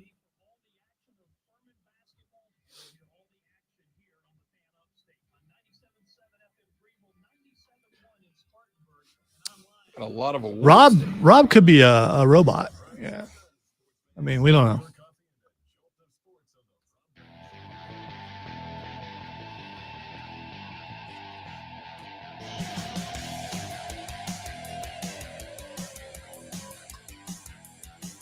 All right, ladies and gentlemen, welcome back. The Rob Brown Show rolls on. This is the Fan Upstate. Rob Alonzo with you for the first show of 2024, and it happens to fall on a Tuesday. And on Tuesdays, at this time in the broadcast, we hand out some awards. And man, do I have a lot to run through, so we are going to sprint through. It is time for your TMFINR awards. Nailed it on the first try. I know how to do this. It is time to ask, of all the performances that we have seen in the last few days, which players qualified for the TMFINR awards? Let us start in the land of college football, and we open with what turned out to be a pretty good ReliaQuest Bowl. Now, again, I watch a lot of bowl games. Do they matter? Nope. Do they have any significance? Yep, 15 practices and a paycheck and not a dadgum thing else. Yeah, they especially don't matter anymore. So. They haven't mattered in over a decade, and I'm tired of pretending like they have. They haven't. Do they matter for program pride? I mean, if program pride is having your backups win the ReliaQuest Bowl, then sure, I guess. But I especially have a soft spot when guys step into big roles and perform. Like, for instance, Garrett Nussmeier of the LSU Tigers, 31 of 45, 395 yards and 3 touchdowns. And on the other side, a dual TMFINR because Tanner Mordecai of Wisconsin showed up as well, 27 of 40, 378 and 3 touchdowns. Both quarterbacks in the ReliaQuest Bowl, Tanner Mordecai, Garrett Nussmeier, catching TMFINR awards. Oregon, a 45-6 win over Liberty. That was the other easiest bet in the game for me in bowl season. Georgia over FSU. Oregon over Liberty, both layups, both gimmies. And part of the reason, Bo Nix checked out in the fourth quarter of this game and called it a career 28 of 35, 363, and 5 touchdown passes on the day. Yeah, I'd say Bo Nix put a little stamp on the finish at Oregon. They were 12-2. They lost twice. Who'd they lose to? Both times? Only your NCAA football men's championship participants, the Washington Huskies. 5 tutties, 363. Bo Nix is not real. Is not real. Moving on to last night's games. Listen, there was some solid performance last night.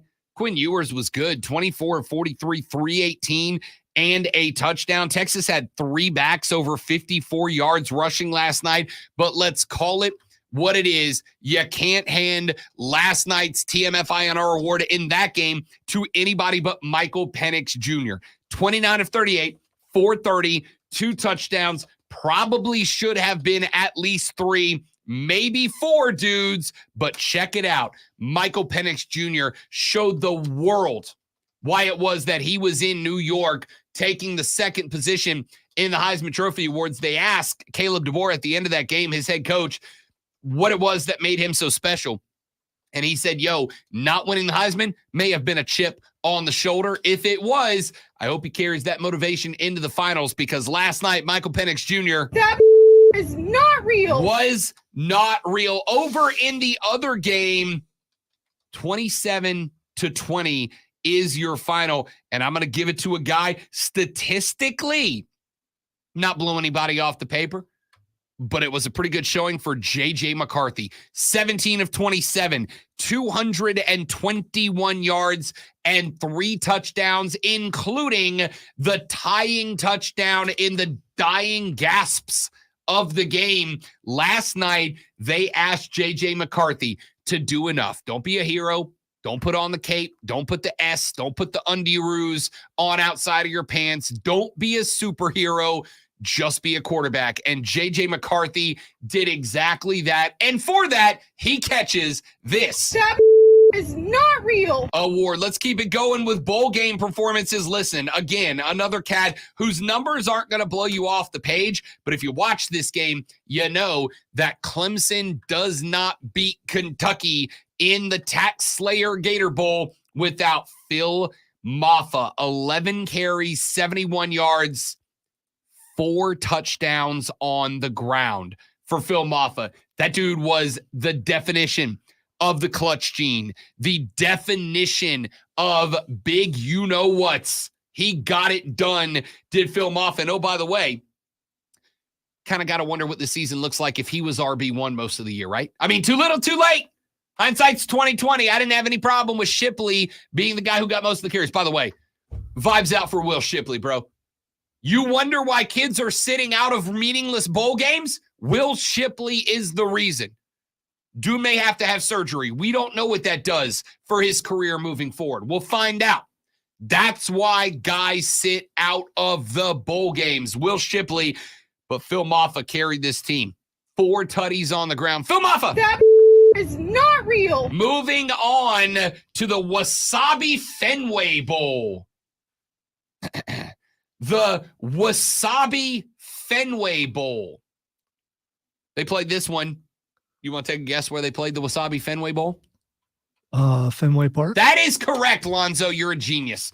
And Thomas Castellanos from Boston College as BC knocks off the 11-3 SMU Mustangs, a preemptive welcome to the ACC from their future conference mates of SMU. BC's Thomas Castellanos, 21 carries, $156, and a pair of touchdowns. Thomas Castellanos That is not real. catches a TMF INR award. Moving on, Kansas State got it done over NC State. The number 25 team in the country knocks the Wolfpack off 28-19, and they did it on the legs of DJ Giddens. 28 carries, 151 yards, and a touchdown on the ground. Thomas Giddens That is not real. catches an award as well. Let's go to the Nash Football League, and we start with a 37-20 win over the New York Jets. Now, he had a good game in this one. 19 of 29, 309, 3 touchdowns, and 1 interception. But I am handing it to him for his entire body of work since he has showed up in C-Town. Joe, yes, he is elite Flacco, has now, this is true, Lonzo. I found this out yesterday. Joe Flacco is now responsible for more touchdowns than 5 NFL teams have scored in the same length of time. It's pretty remarkable. And oh, by the way, this may shock you. That does include the Carolina Panthers. Joe Flacco, 19 of 29, 309, 3 tutties, and a pick in a 37-20 win over the Jets. And listen, Joe Flacco has the Cleveland Browns in the playoffs. The first NFL team in history to make the playoffs with 4 different starting quarterbacks in their rotation all year long. And Joe Flacco is trying to be elite, be elite. You know what else he is? That is not real. Not real. Dallas gets gifted a win over the Detroit Lions. 20-19 is your final. Now, I got to tell you, I did not want to hand a TMF INR award to any Cowboys in this game because I feel like Detroit won this football game. I feel like the officials screwed Detroit, and if they didn't, the NFL wouldn't have removed them from postseason officiating jobs. But CeeDee Lamb is very good at football. 13 catches, Lonzo, 227 receiving yards, and a touchdown to boot on a 92-yard TD pass from Dak. Yeah, Dak went 345 for two touchdowns and an interception, but 227 of his 345 went to CeeDee Lamb. I don't want to give it to a Cowboy, but I got to give it to a Cowboy. CeeDee Lamb That is not real. is not real. That was incredible. The Bears. 37-17. What was super fans? What was that? Remember the super fans from Yeah, SNL? I do. They had the dance. Bears. 37-17 winners over the Atlanta Falcons. Justin Fields has been much maligned this year. He's not catching the TMF INR award. I just want to talk about his 20 of 32 for 268 and a touchdown. Excellent game management, but you can manage the game when you have Khalil Herbert going for 18 or 124 and a touch on the ground and through the air. You may know this name, Lonzo. We've heard of this guy before. DJ Moore. Not Uyunglele. DJ Moore. 9 grabs, 159 yards, and a touchdown. Khalil Mack, DJ Moore. That is not real. Are not real as Chicago whoops up on the Atlanta Falcons. Can't wait to see what Chicago does if they draft a quarterback or not. Because thanks to the Panthers, they got the number 1 draft pick. So what do you do if you're Chicago? Marvin Harrison Jr. That's what I do. That's what I think. Yeah, I mean, DJ on one side, MGH on or MHJ on the other. Especially Justin Fields can't succeed with those guys, then he's cooked. Well, yeah, but he hasn't looked too bad lately. So he really hasn't. Here's a guy I just like handing awards to. Puka bleeping Nakua. 5 snags, 118 yards as the Rams clutch win one over the New York Giants. They are 9-7. Remember at the beginning of the year when everybody told you, hey, this Rams team is going to be competing for a top 5 pick? Remember when Rob Brown said, no, they won't. No, they won't. They're still better than you think they are. They're better than I thought they were, and I thought they were better than you thought they were. 26-25, and it's a lot because of Puka Nakua. 5 grabs, $118 through the air. By the way, Matt Stafford had 317 yards passing. Only reason he's not catching a TMF INR is because he had 1 touchdown and 2 picks, not because of Puka Nakua, because that is not real. That's Puka Nakua. Over to the Cardinals and the Eagles. Lonzo, I'm sorry, dude. I got to give one to Kyler Murray. Not because the numbers were beyond incredible. They're pretty good. 25 of 31, 232, and 3 touchdowns to 1 interception. And I'm going to pair it up. A dual TMF INR award.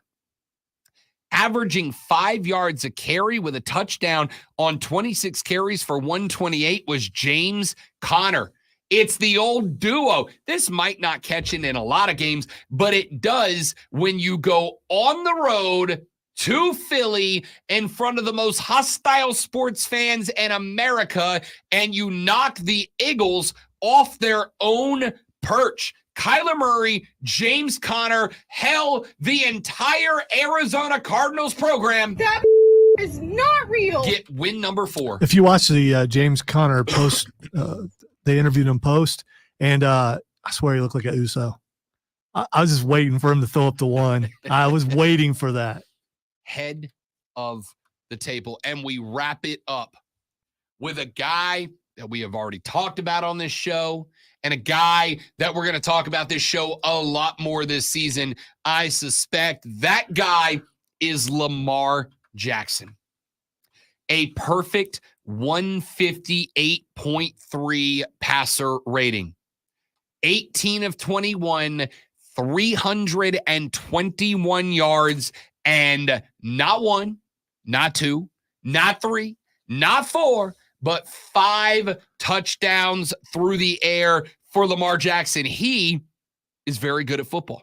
He also had 8 different Ravens catch a pass during this game. He was spreading the ball out, throwing it down the field, throwing across the field, throwing sideways, taking it himself. 6 carries for 35 yards. Of all the TMFINR awards we've handed out, this is the TMFINR-iest. Lamar Jackson. That is not real. Is not real.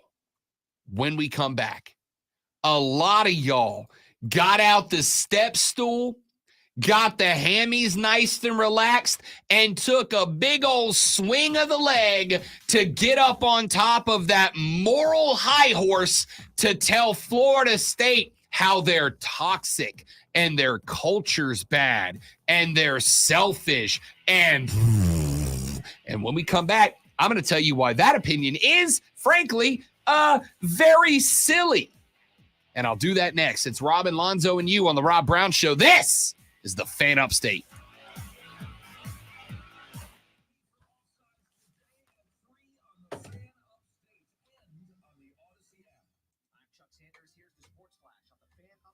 James, good morning. Happy New Year, buddy. Zach, Paul. Oh, Paul's the one making fun of you. Never mind. No, good morning for you, Paul. Not really his name. Hope you have a mediocre morning at the absolute best. All right, guys, I'm going to step away for just a minute to hit the restroom. We will be right back.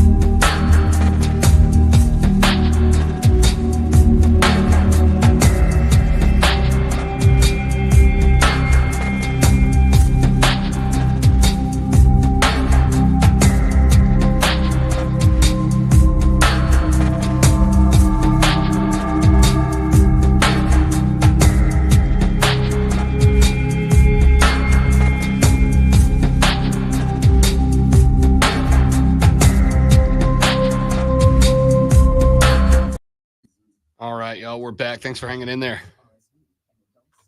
And do us a favor, man. If you're enjoying the show, please share it around. Tell your friends about us. We're trying to grow the program, my friends.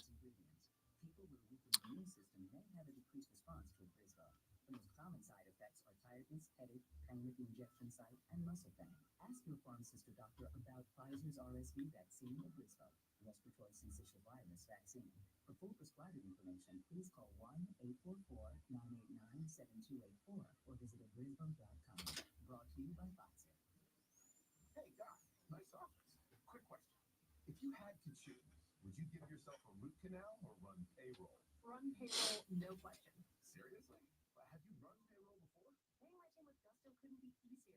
Gusto gives me unlimited payroll runs, next day direct deposits, and automatically... The Detroit Lions screwed the Detroit Lions. Choose payroll without the pain. Visit gusto.com/radio to sign up for free. From the Ingles Market Studio, the Fan. Upstate. 97.7 FM Greenville. 97.1 FM Spartanburg. Always live from the Free Odyssey app. CBS Sports Radio. Listen on the Odyssey app. Search. And we're back. The Rob Brown Show on your radio. It is the Fan Upstate. The text line is 71307. Start your text with FAN. The phone number, 844-326-3663. 844-FANFONE. Give us a buzz. Jump on the air with us. Give us your thoughts on last night's college football semifinal playoff games. Michigan knocks off Bama. Washington takes down Texas. Your semis have been finished. We now move on to next Monday night in our national championship game. If styles make fights, this one could be a very, very good one. We're going to talk more about the week as we move on. But before we get there, let me take a second to talk about this one, my dudes and my dudettes. Some of y'all took a very, very large sweep of the leg to get up on top of that high horse that you have been sitting on since Florida State lost to Georgia 63-3 in the Orange Bowl down in Miami, Florida. And I find that quite interesting. Quite interesting. And I'll tell you why I find it quite interesting. I find it quite interesting because I told you 2 weeks ago that was going to happen. When that bowl got announced, I told you that was going to happen. I told you all. Unless the score line starts with a 4, bet Georgia to cover because it was a no-win scenario for Florida State. If Florida State lost that game, they were going to be ridiculed. See, we told you didn't deserve to go. If Florida State won that game, then folks were going to fall back on the all too easy, oh, Georgia didn't really care. They didn't really take it seriously. They didn't really play it like it was a playoff game. It was no win for FSU. And so after the game was over, a game that, by the way, the only bowl game, Lonzo, I did not watch. I did not watch that game.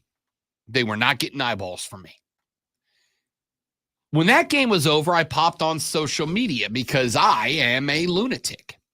And as I started scrolling X, formerly known as Twitter, which is what I call it now, I've decided, I saw, for one, Mike Johnson, former Atlanta Falcon, currently hosting on our station, our friend's station, 92.9 The Game, over in Atlanta, Georgia, where our buddy Abe Gordon, friend of the show, broadcast.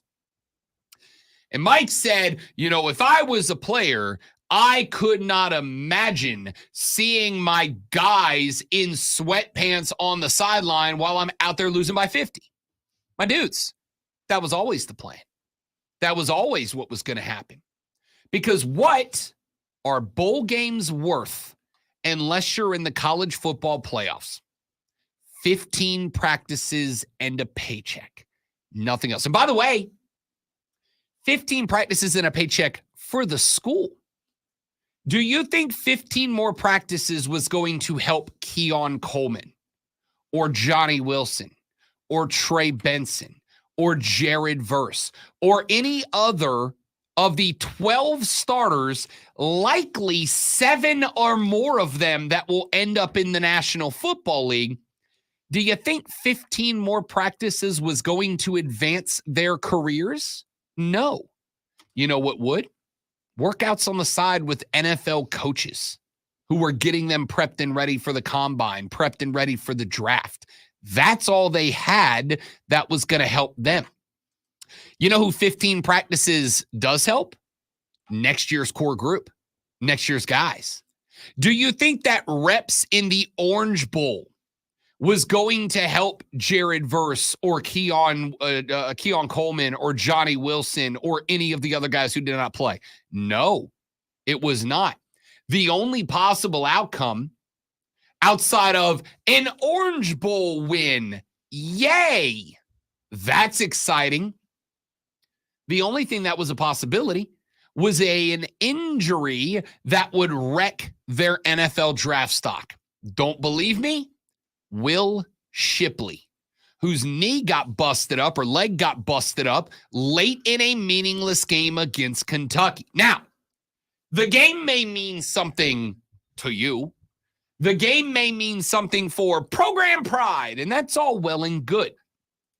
But I'm going to tell you that's very easy to say when you don't have millions of dollars riding on your knees or your ankles or your leg bone. Real easy to say when there's not a $1 million check coming down the pipe, but only if you're healthy. So I look at that game and I say, and I mean this, I don't care. I don't care. I didn't care before. I didn't care during. I don't care after. Those guys made a decision to sit out. I would even be willing to speculate, and let me clearly say speculate, that Mike Norvell, if I'm Mike Norvell, I would have told my starters that didn't need to play, don't worry about it.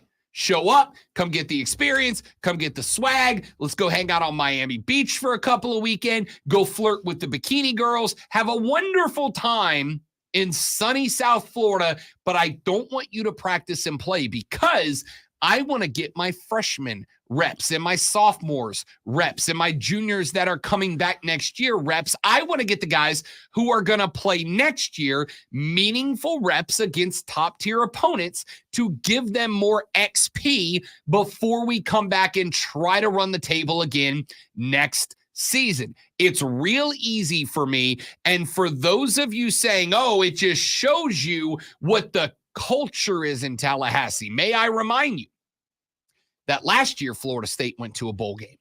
And last year, they had no opt-outs, or at least not any except the top-notch NFL guys. They did not have opt-outs last year. This says nothing about the culture or selfish players or the ramifications of being a portal team. Mike Norvell went and built a portal team. You are correct. And do you know what he did with that portal team? Something that only 2 other teams in America managed in a Power 5 conference, to go 13-0 and win a conference. You don't have to like how he built the team, but he built the team via the rules of college football. They went 13-0. And when you told them that the 13 games in the regular season and the conference championship they played in did not matter, then they turned around and told you, then the Orange Bowl does not matter either. If the games we played in the regular season, if the game we played in the ACC title game did not matter, and they didn't, because the Orange Bowl is not a prize. It used to be. 15 years ago, winning the Orange Bowl was a cause for celebration, but my dudes, football has changed. It's not a prize anymore. So because you told them their first 13 didn't count, they told you that 14 didn't count because it didn't. It didn't matter. They made a good business decision. The players did. The coaches did. They got valuable XP for next year's team. They were in a lose-lose situation. So they said, let's do what's best for us. And anybody slinging the leg over the moral high ground to go, oh, hey, look, you guys are bad people. Can it? Because that is a silly, sophomoric take. All right, the moral thing aside, what this does is there are people still clinging on to what college football used to be. Yep. This was the death knell of it. This was the end of it. Those people need to let it go. Whether you like what they did or not, whether you think they quit on the team, they quit on whatever, whether you think that this is proof that the ACC is irrelevant without Clemson. There's a lot of ways you could go, but for the most part, all those old people and talk show hosts and TV people that are still hanging on to this is, my football, my college football is not, it's dead. This was the end of it. This was the end. When they all opted out, they decided not to play. Bowls are more irrelevant now than they've ever been. All the people were able to defend and go, yeah, but this and this. No, it's over. It's done. And they killed it. They killed it the rest of the way. So there might be some people coming up later who are going to talk about things and how, how college football used to be. Well, Florida State just killed it. No, it's dead. No. Knock it they off. Did. They Florida did. State, dudes have been opting out of bowl games for a decade now. Now. Just because. I'm fine with it. Florida State decided we're going to prove what college football is now. And they did it. That's good. Why good. is it? Now we can move on and talk about what college football really is, which is the NFL light. I mean, that's what it is. Why is it that for 10 years, guys have been opting out of bowl games that aren't playoff games? 10 years, a decade now. You sure it's been 10 years? It's either 9 or 10. But 10 years now, guys have been opting out of the playoffs, but FSU killed college football. No. They did. No. They didn't kill college. They killed the memory of college football. All those old people that are still hanging on, thinking that their college football is coming back. Marvin Harrison Jr. killed football. Sure. Okay. As long as you're spreading it across the board. But there hasn't been. FSU did it. By the way, there hasn't been to this degree that many people. Sure. Ever doing this. Sure. It was a concerted effort by all those players to do, and they had to talk to each other and go, yeah, we're doing this. And they decided to do it. There's been players here and there on a ton of teams doing that, but never to this degree, never to this amount. They killed what was left of college football. Good for them. It needed to go anyway. It needed to die. All those people clinging to it needed to move on, and now they can, and they can thank Florida State for it. This has nothing to do with the portal. This has nothing to do with NIL. This has everything to do with the fact that when the playoffs came into existence, which I think is a good thing, so that we are very clear, when the portal came into existence, bowl games stopped mattering. End of sentence, end of discussion, end of argument. So don't pile on FSU. You told them their 13-0 season didn't matter, so they said, okay, well then 14-0 doesn't matter either. I'm not piling. I'm congratulating them. They killed it, and someone had to do it. Florida State decided to do it, and congratulations. Thank you. Thank you. So some of those old people who keep clinging to it can just let it go. They looked at the season. They said, okay, 13-0 doesn't matter. Then 14-0 doesn't matter. We don't care because y'all don't care. And they bailed. This is not a toxic situation. This is not the death of college football's memories. This was the system we've all agreed to play under. And FSU said, if that system's going to screw us, then we don't care about the bowl game. I do want to see where all those guys end up, what conferences they end up in. If any of them stay in the ACC. I don't know. Because the ACC is irrelevant. Why would you stay there? Exactly. I'll tell you right now, why the hell is DJ Uiagalelei coming to the ACC? Seriously. Why would you not go somewhere to the Big Ten? There's a bunch of schools in the Big Ten that need you. Bunch of schools in the Big 12. Bunch of schools in the Southeastern Conference that need quarterbacks. Why would you not go there? It's the same reason FSU is trying to sue the ACC. It's not going to matter, but they're trying. You know what we're going to try to do? No. You know what we're going to succeed in doing? This Sports Flash. Going to give it the old college try. It took us until after midnight, but our college football national championship is set.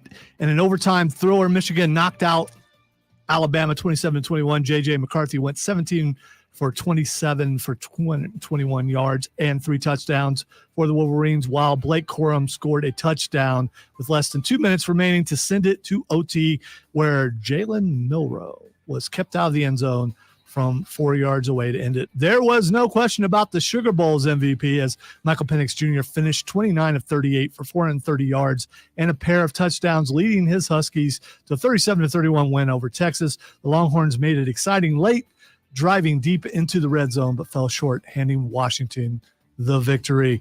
We are your home for Furman basketball. Tune in tomorrow night at 6:30 as the Paladins take on UNC Greensboro Spartans, right here on your home for the Furman Paladins, the Fan, Upstate.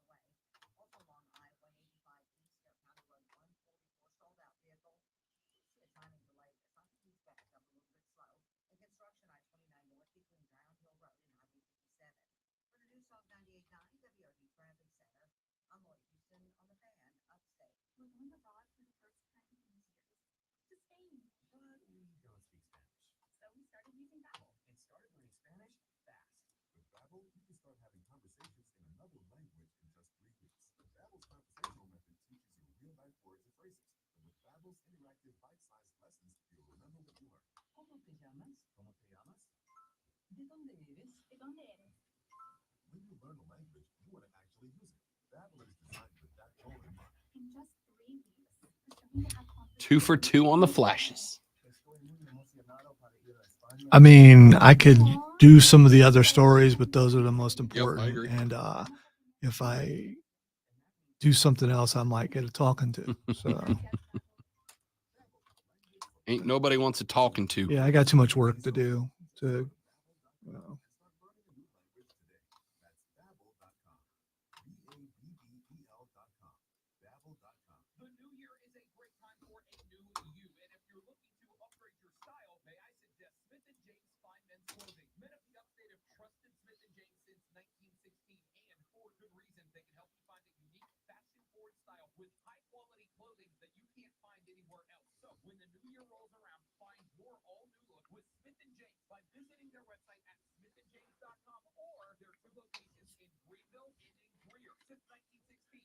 a free trip to somewhere where it's warm, James. How could you not have fun? Hey, I'll take a free trip to Miami. Yeah. I would not take a free trip to Jacksonville. I'll just stay here. Thanks.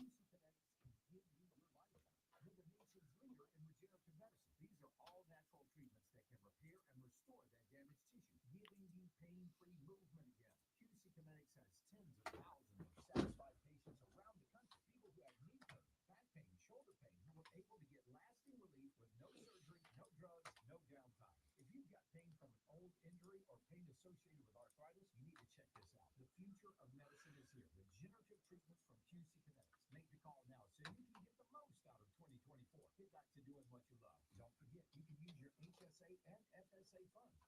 Call QC Kinetics for a free consultation. 864-448-3772.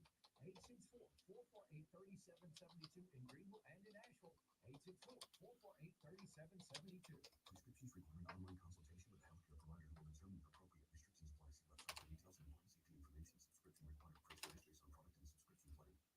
Hey guys, did you know there's a generic form of Viagra that works just the same, but is 95% cheaper? And you can get it online? Just go to hims.com/joy. Through Hims, you'll get a free medical consultation. Yeah, I agree, James. It's been pounded into my head now that someday when I finally make it to Florida, I'll be scared to go there. Like I'll be hit with stench that will make me, want to drive around it or something.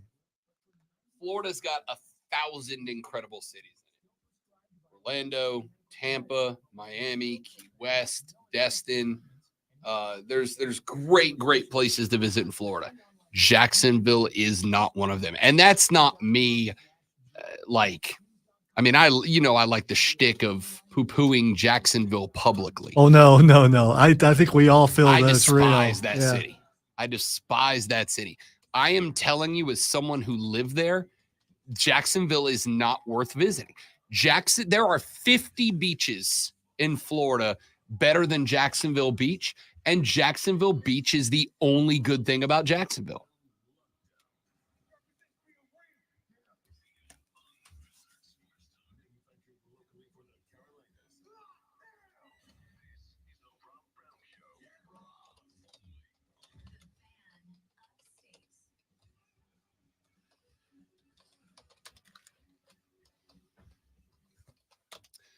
Hour number 3 gets its start right now. Welcome back, ladies and gentlemen. This is the Fan Upstate. Wonderful to have you here on the broadcast on the very first show of 2024. We have asked you guys to contribute to the radio broadcast today.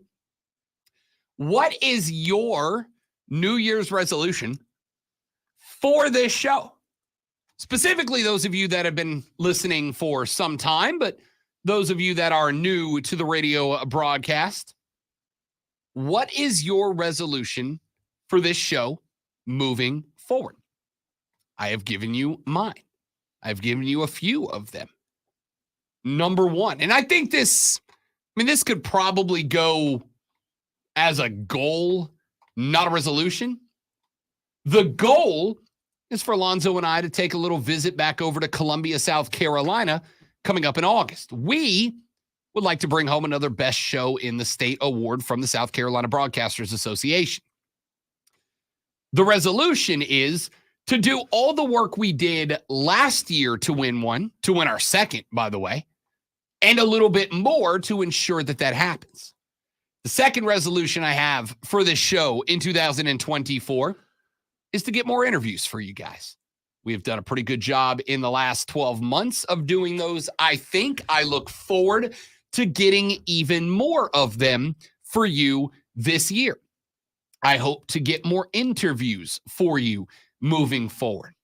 And the third resolution that I have regarding this show moving forward is a resolution to attend and cover more events for y'all in person. I understand that I'm very fortunate in this role to be able to get some pretty special access to sporting events that mean a lot to all of you. I hope to take advantage of that more. I hope to give you guys a little bit more behind the scenes access of some of the incredible events that take place around the upstate and around the Southeast moving forward. So those are 3 of my resolutions moving forward. I want to know, what are your resolutions for the show? What would you like us to do better? What would you like us to do less of?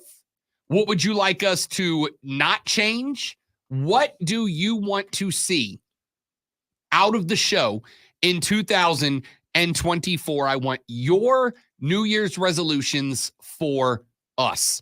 71307 is the text line. Start that text with FAN, F-A-N, FAN, F-A-N, and we will read them on the air. You can also give us a buzz at 844-326-3663. 844-FANFONE. That is 844-326-3663. And, of course, you can tweet at us at The Rob Brown Show, at Lonzo on Word, or get to everybody at The Fan Upstate. James said, my resolution is to not throw drinks at people's faces. That's a good one. That's a good one. This Dave Tepper thing is ridiculous.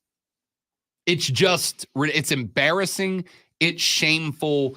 It is ridiculous. Yeah, but for all the Panther fans who think something's going to be done as far as him being forced to sell the team, it's probably not going to happen. No, it's not. In the scheme of things, it's not the worst thing an owner has done. I'm going to tell you what. This is pretty bad, but still. I'm going to tell you what the worst thing that happens to David Tepper is. The worst thing that happens. We get to see him on a PSA. The worst thing that happens is that Roger Goodell calls Dave Tepper and goes, you are suspended for 6 games. You're getting a mini Dan Snyder treatment. Remember, Dan Snyder could not go to a Washington Commanders game for a season. He's going to get a mini Dan Snyder treatment. He is going to get like a slap on the wrist.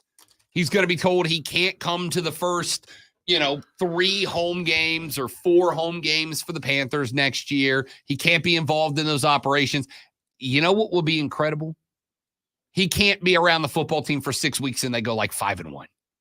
We'll see. We'll see. Yeah, but just because he can't be around doesn't mean someone else with his That's name true. Can't be around. That's true. Old Nicole likes to be. Maybe up in the then mix she of it. gets full reign. Ugh. It blows my mind that David Tepper, even for listen, Lonzo, I don't know about you. I do my best not to be a hot-tempered individual. I don't like conflict. Okay? I don't like it. Anytime that I come on the air and I give an opinion that ends like that last segment did, where I said that opinion is silly and sophomoric and juvenile, I need you to know I have to give myself a Stuart Smalley motivational speech into the mirror before I come on here and say an opinion that probably a large swath of potential listeners hold is a dumb opinion. Probably. Definitively hold is a dumb opinion, right? I have to talk myself up because I'm just not a big conflict guy. I'm almost 40 years old. I've never been in a fight in my life. All right? I don't like them. It seems like a bad idea. Some people would call verbal altercations a fight. I don't get in those. Yeah, well. I don't like them. They make me uncomfortable. Okay? I'm a wuss. Say what you want to say. But the fact that I despite the fact that I dislike conflict, there have been spots in my life where something has happened that set me off and I popped off. It usually has to do with standing up for somebody else, right? Ordinarily, somebody comes to me, I'm like, all right, dude, whatever. I win this because you look like an idiot, and I'm good. But if somebody comes after somebody I love. That explains the whole Bryce Young thing, but go ahead. If somebody comes after someone I love, my fiance, my mom, my brother, my nephew, whatever, then I pop off. Then I get angry. Then I get upset. Then I say words of conflict, right? I have been a 21-year adult for 17 years now, coming up on 18, almost 19. And in that time, my Steiner math is just not. It's just there's a 33.3%. In that time that I have been going to bars. And by the way, I was going to bars before I was 21. All right. Because some of them you can get the X on the hand and you're allowed in, you just can't drink. I've been going to bars a long time. And in all the years I've been going to bars, single, coupled up, with friends, by myself, I have seen and heard. Single and by yourself are the same thing. Well, I meant with friends or without friends. Single as in not. As by myself. No, I got you. Okay. All by myself. In all the years that I have been doing these things, I have been insulted, mocked, made fun of, yada, yada, yada. And never once did it cross my mind, pick up that whiskey sour and hit old boy square between the eyes with it. Never once did that cross my mind. I've come close to giving some smoke. If you thought about fighting, wouldn't that be the thing to do first? Because you're going to blind the guy before you punch him in the. Pocket sand. Like, Yeah, I mean, it's dirty fighting, you know. But here's the other part. And this is, I think, maybe what set me off as much as David Tepper throwing a drink. By the way, there are conflicting reports, but the majority of them are now saying it was actually a Jaguars fan. Did you believe it at first? I'm like, nah, this is doctor. This ain't real. I genuinely thought, no, that's just a guy who looks like Dave Tepper. But then I realized, oh, well, that's Scott Fitterer. And then suddenly every reputable site suddenly was like, oh, he really did do that. As soon as I recognized that's definite, like it was question about, is it Tep? It was definitely Scott Fitterer. And I'm like, okay, well, obviously they'd be in the box together. I'll tell you what the part about that blew my mind the most was. Tep pulled what I think is absolutely the biggest move that you can pull. Lonzo, he threw the drink, and then what did he do? Exit stage right immediately. He threw the drink, and then he could not get out of that box fast enough. My man, if you as a full-grown American man throw a drink into another American man's face, you better be ready to throw hands next. But are we really surprised after his basement comment earlier in the season about people coming out of their basement? That's what he thinks about us lesser people. Yes. So, I mean, this is, rich people have a stigma, and a lot of people think that this is how they act. Except for this is how he acts. This one does. Yeah. So I'll tell you, and it's exactly where I was going. What I think is one of the biggest frustrating parts about this whole thing for me is that, to me, it very much proved that David Tepper thinks you are all just worthless peons. Honestly, that's the vibe I got from this. He thinks that he can just throw, and maybe he can. I don't know. We'll find out. But he thinks he can just throw a drink in an NFL fan's face. What's going to get him in trouble, it doesn't matter if it was a Jacksonville fan or a Carolina fan. The reason I do think Goodell is going to have something to say about this is because he did it to an NFL fan, right? He just said, I think you are worthless peons. I can throw a drink on your face and then walk away from it. I'm not going to wait till you climb up in the box. I'm not going to wait till you square up. I'm not going to 1v1 you, bro. Take this. I'm out. It's embarrassing. It's embarrassing. And the problem has been, or at least to me, my diagnosis of this team is that David Tepper thinks that he's the best at everything. And so he crafted this world around the team where, well, I made $1 billion, therefore I are very smart. And so I'm going to build this team. And for a little while, it just kind of felt like a narrative.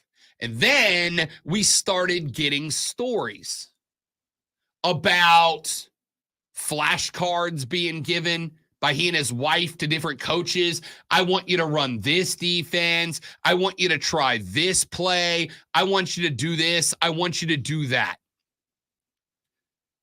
Then all of a sudden, there was a lot of smoke going up in the air that maybe Dave and Nicole are way too invested in this radio broadcast. Maybe Dave and Nicole are trying to run this thing into the ground because they think they're the smartest people in the room. And I have told you, my biggest fear about this football team is that that is true. My biggest fear about this football team is that that is accurate. Because if it is, you have entered Al Davis territory. If you followed this show for any length of time, you have heard me talk about what I call the Al Davis effect. The Al Davis effect is a problem that a sports organization at any level can bump into when the person in charge is two things. Number one, undismissible. You can't let that guy go. He's a legendary coach. He's an AD who's been locked in for 100 years. He's the owner of your program or your franchise. You can't dismiss the guy. And then number two, somebody that thinks they are smarter than football guys or soccer guys or basketball guys or whatever the sport is, right? Somebody thinks they know better. No. They know best. And they get so hands-on that they do what Al Davis did. What did Al Davis do to the Raiders that made them so bad for so long after the glory days? In the glory days, Al Davis had coaches and GMs that ran the team, and then eventually Al Davis decided, I've been doing this a long time. I can be in charge now. I'm the GM now. And you end up drafting Darius Hayward Bay because he ran a 4.2 40. Couldn't catch, but he could run a 4.2 40. And all of a sudden, the Raiders are bad for like a while. The Raiders are bad. And they were never going to get better until Al Davis, and I'm sorry that it comes across macabre, but they weren't going to be good until Al Davis died. The Dallas Cowboys are frauds this year. They are imposters masquerading as Super Bowl contenders. They will be unmasked, mark my words. Jerry Jones is squarely in Al Davis effect territory. The Raiders have a big problem. When Al Davis died, who'd the team go to? Mark Davis, his son. Who is he?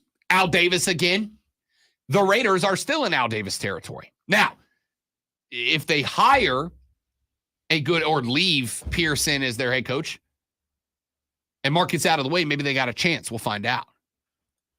Dallas Cowboys. Who's waiting in the wings when JJ kicks the bucket? His son. Hopefully, Steven recognizes that the Cowboys are implanted squarely in Al Davis effect territory, and he goes, I'm just going to hire a GM who's going to make the right moves and get out of the way. The fear I have for Carolina is that the Panthers are as deep, if not deeper, than any of those teams in Al Davis territory. And if they are, David Tepper is not an old man. David Tepper is not an old guy. David Tepper is 66 years old. If he lives as long as Al Davis does, Lonzo, he's going to be the owner of the Panthers for approximately 107 more years. And if that's the case... Yeah, I'll be retired and he still will be the... Honestly. Yeah. That's not a joke. Mine was a joke. Lonzo's, I might be retired. And that's not a joke either. I might be retired and he could still be the owner of this team if he's got another 40 years left in him. And he might. We never know, right? So my fear is that because he's not an old guy and because the Panthers are squarely in Al Davis territory, if he doesn't let other dudes make decisions, you're screwed forever.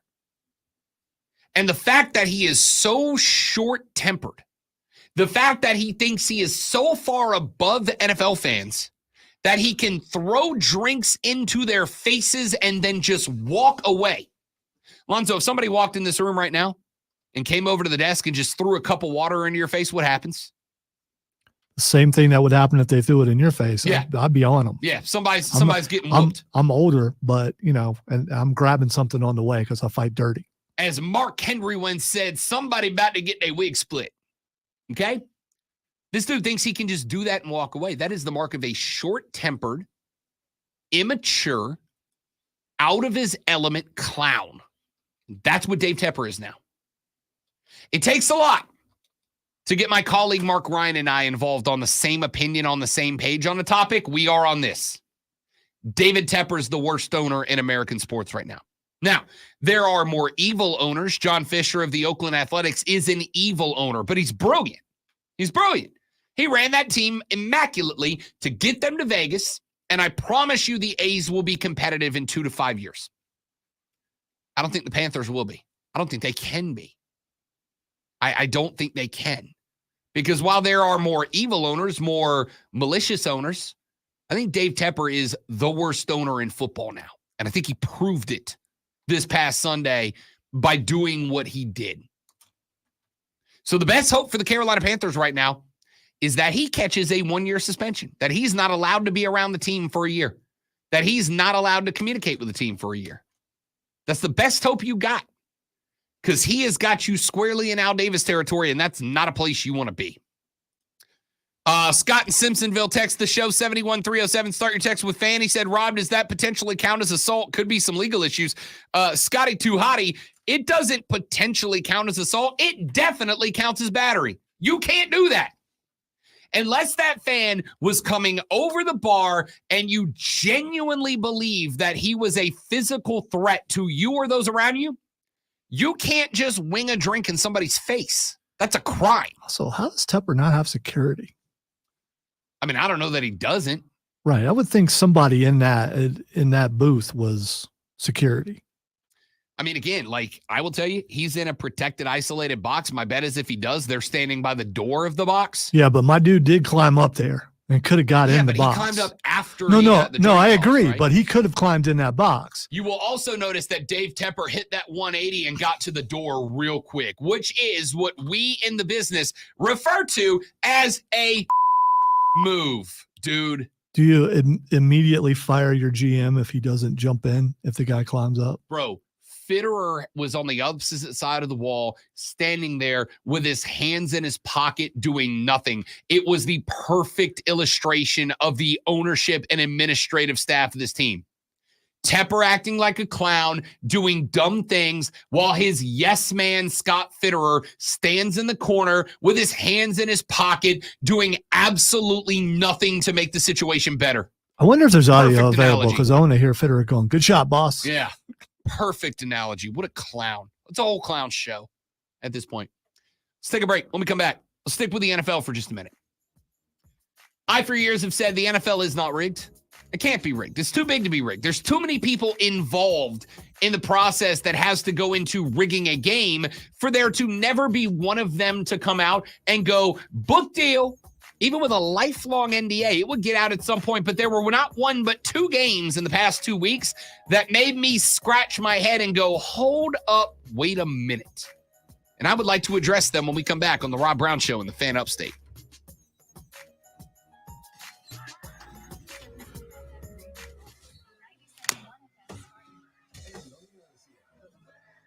All right, guys, I'm going to step away and hit the head for just a minute. Y'all stay right there. We're coming right back.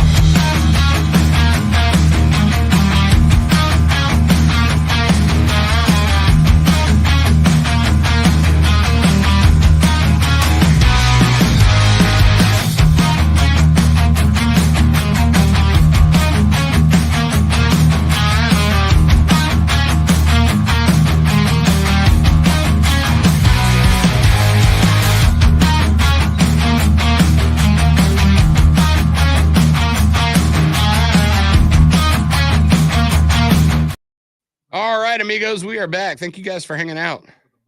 Steven, good morning, big dog. Thanks for welcoming us back. I feel good about it. Nice little 2-week vacation. Then climb to the peak of a snowy mountaintop. Then once you get there, keep going. Because with intelligent 4x4 and 7 drive modes and Nissan Pathfinder, search is really Good call, James. It's exactly what he was standing there like. Same slumping and everything. Don't forget to listen to your favorite station on Odyssey. Unwrap the new Amazon Echo or Google Home. Be sure to tell your smart speaker to play your favorite station. Receive a new Sonos speaker? Check out Odyssey on the Sonos app for access to hundreds of stations. Got a new phone? Don't forget that the Odyssey app is the only way you can jump to your favorite show with Rewind. No matter what you receive this year, listen to your favorites with Odyssey. Odyssey app today. Today, sunny with a high of 48, low of 33. Weather brought to you by Vicks VapoStick.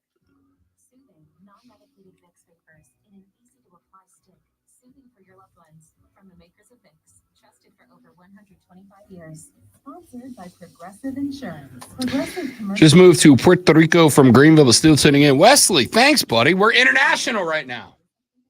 What brought you down to Puerto Rico, man? I have not been, but I've got friends who have gone there and said it's incredible. I'm guessing it's warm there. It is warm there. How'd you end up in Puerto Rico?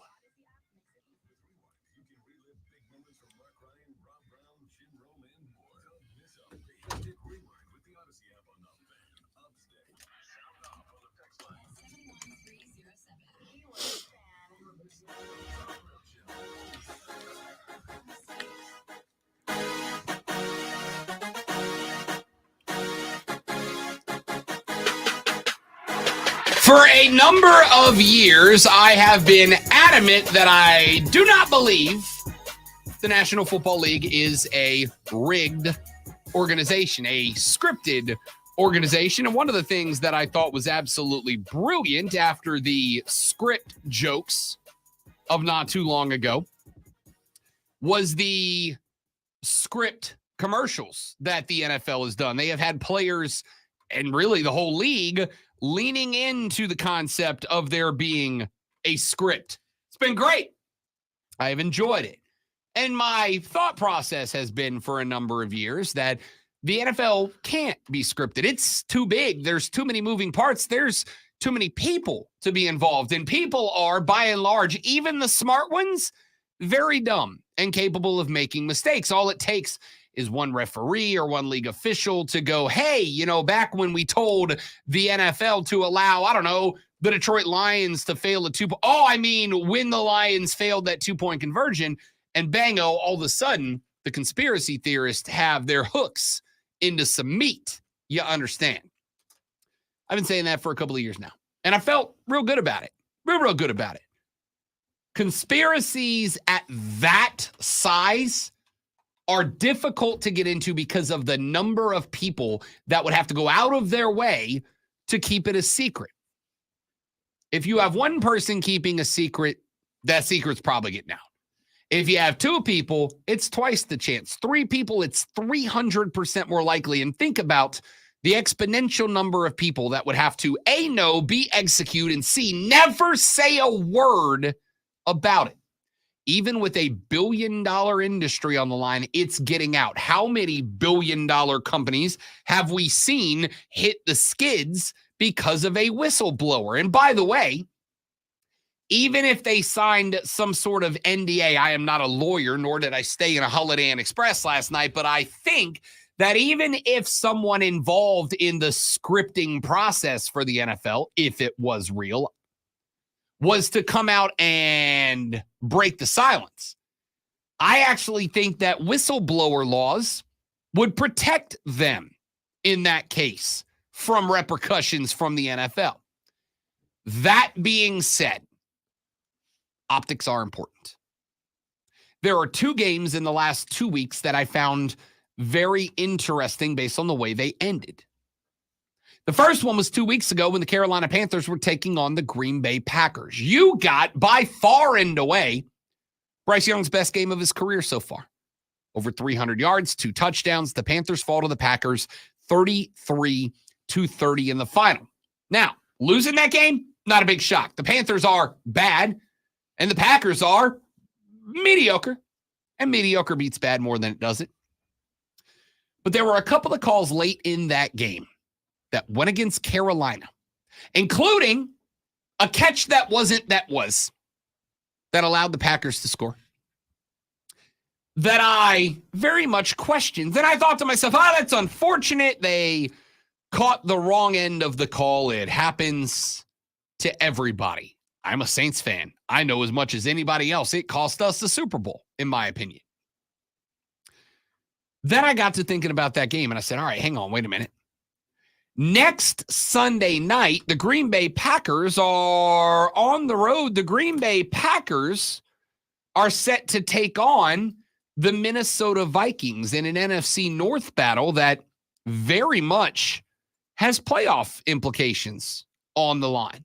A game that if the Green Bay Packers were to walk away from victorious, they would still potentially be in a playoff spot.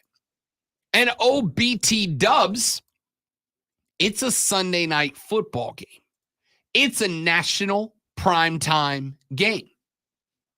How much less impactful is that game?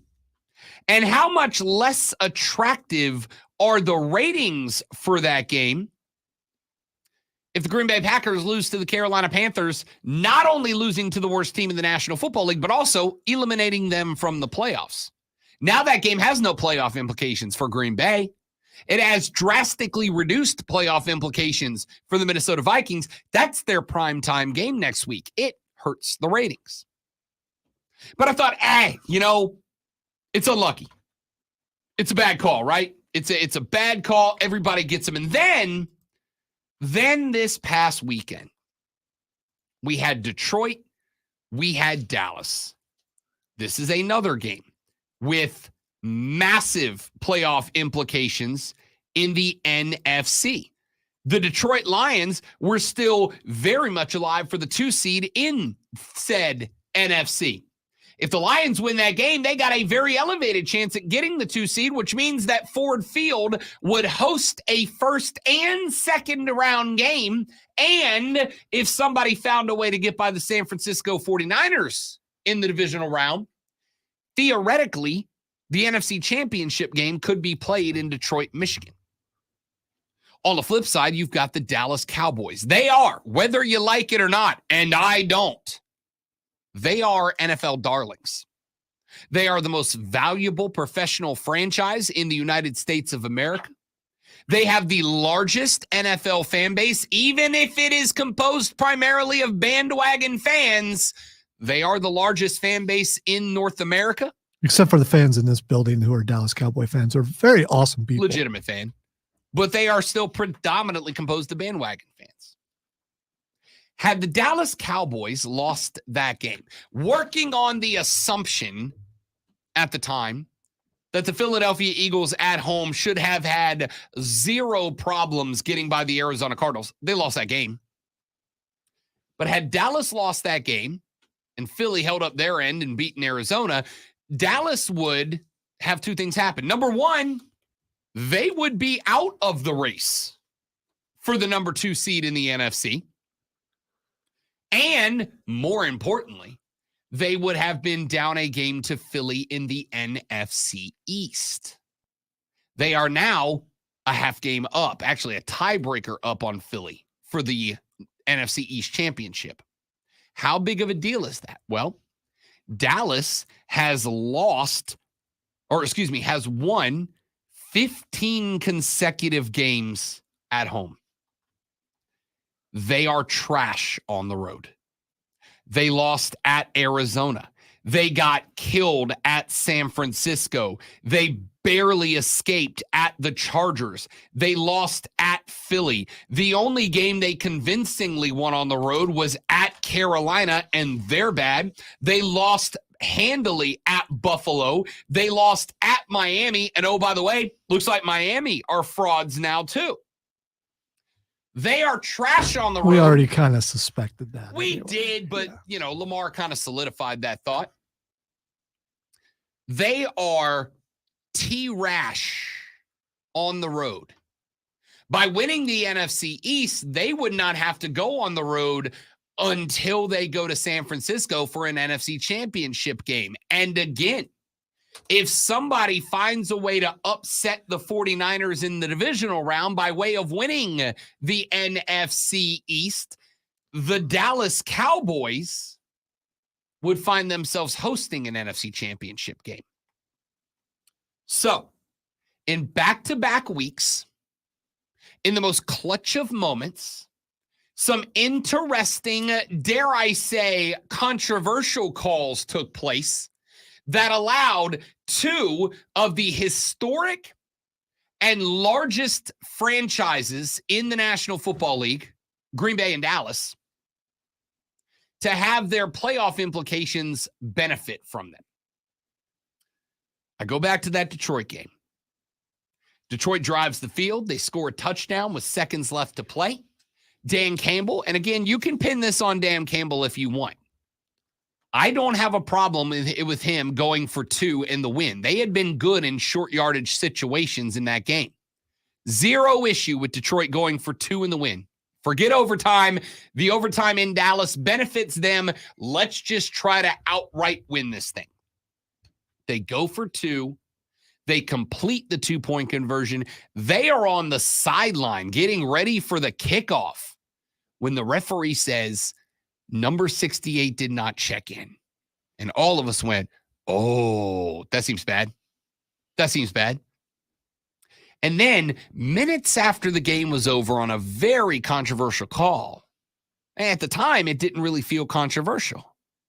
And then video footage came out where before the snap, before the Detroit Lions even lined up on the football for the snap of the 2-point conversion, there was video evidence that number 68 walked over to the referee and had a conversation with him before the snap. Now, that is not to say that it wasn't about anything else. Hey, ref, did you happen to catch the last run of Top Chef last night? Hey, boss, how do you feel about LeBron catching a couple of extra fouls late to get bumped from that game last night? Hey, ref, who do you like in the Michigan-Alabama game this weekend? I mean, maybe that happened. But I find it very interesting that for as far as I've been able to tell, the only time that number 68 went over and had a conversation with the official, he didn't check in. He didn't report as tackle eligible. He didn't do that. That seems a little ridiculous. Now, I will say right now, one thing that I would be very interested in is asking. So I don't know that this hasn't happened yet. Okay. I don't know that it hasn't happened, and maybe the answer was boring, and this was just a waste of a segment for me. Has anybody asked Taylor Decker directly, did you report? I got to imagine somebody in the press conference did, and maybe he didn't answer it, or maybe he didn't give an answer, or maybe he said, I'm not trying to get fined for criticizing a ref. Or maybe without his equipment on, because he's a lineman, no one knows what he looks like. He just faded into obscurity. And so there's no way they can figure out, what's he look like? I don't know. I've never seen him with his helmet off. If nobody asked, and I will say this as a analyst who occasionally moonlights as a reporter, if nobody in that room asked Taylor Decker, and again, maybe he wasn't available for post-game press availability. I have no idea. If I was Detroit, I would have made him available. I don't know. But if nobody has asked Taylor but he was yet, out of that building. Linemen don't hang around. I mean, it's just like he's already at home eating. Dude, if I'm Dan Campbell, I'm going right to him after the game and going, did you report? And if he says, yes, coach, I did, he is first available media availability. I want him on that mic. I will pay for your fine, dog. I will donate that money to you. Somebody needs to ask Taylor Decker, did you report? But I just cannot fathom, and maybe this is what happened. I don't know. But I cannot fathom a world where Taylor Decker walked over to the referee before a play in which he was going to line up as tackle eligible and did not report as that. Did he forget? Is it possible he walked up to the ref with I don't know about you, man. Sometimes I go to the kitchen to get a snack and I open the fridge and then I forget what the hell I was doing. You know what I mean? Yeah, but we're like older than him, so. Yeah, that's also true. I'm older than him by 8 years, by the way. Maybe he had one of those moments where you walk into a room for something, and then once you get into that room, you completely and totally forget what the hell did I come in this room for? You pop open the fridge because you wanted some OJ, and then you open the door. You open the door and you go, what did I want? What am I here? Maybe he had that moment. But I really doubt it. I genuinely doubt it. I can't imagine a world where he walked to the ref and forgot to report as tackle eligible in arguably the biggest play of the season to that point for the Detroit Lions. A win there. They are almost guaranteed a 2 seed, especially with Philly losing. I can't imagine a world where that's what happened. I can't. I refuse to. So, again, I do not think that the National Football League is rigged. I do not believe that the National Football League is scripted, but I'm going to tell you, when you have back-to-back weeks where very questionable calls end up benefiting your two babies, Dallas and Green Bay, and boosting their playoff odds dramatically. A week before, by the way, they are both involved in primetime highlight games across your schedule. You got to be understanding when a large swath of NFL fans cock an eyebrow and go, what? All right. Taylor Decker was asked, and according to the CBS Sports website, and I quote, "All I really want to say on it, I did exactly what Coach told me to do," Decker said afterwards via the Detroit News. That's who asked him. "I went to the ref, said report. I did what I was told to do, did how we did it in practice all week." Well, there you go. There you go. I mean, I will say this. I really would appreciate if more athletes would just be freaking direct and go, yeah, no, I did. Right? Like, I hate coach speak. I hate player speak too. If more players would just go, yeah, no, I definitely reported, that it would make that. I know what he's trying to do. He's trying to avoid a fine. The Lions are trying to avoid a fine. That is why Jared Goff said after that game, hey, man, I'm not saying the fix is in, but I do find it really interesting. Dude, just say the fix is in. Just call a shot. You're rich, dog. I know the contract they gave you. It's hefty. Just pay the $100,000 fine and call it out so we can all deal with it. I'm not saying the NFL is scripted. I'm not convinced that the NFL is scripted. What I am going to say is that the optics got real interesting there for a minute. We got to run to a break. We'll come back and wrap up the third hour of the show next on the Rob Brown Show on the Fan Upstate. Was not watching the clock and realize what time it is. I forgot how to radio too. It's all right. It only took us like 2 hours and 40-something minutes before we... I'm going to shock you, but the tip of my pen fell out and I can't find it. Again? Yeah. No, this is the first time in a minute. Yeah, because you haven't been here. So, I mean, there's that. And that's a bummer because usually I carry extra tips and I did not today. Do you have like a light on your phone? I do, but it's dark white and it stands out against the earth.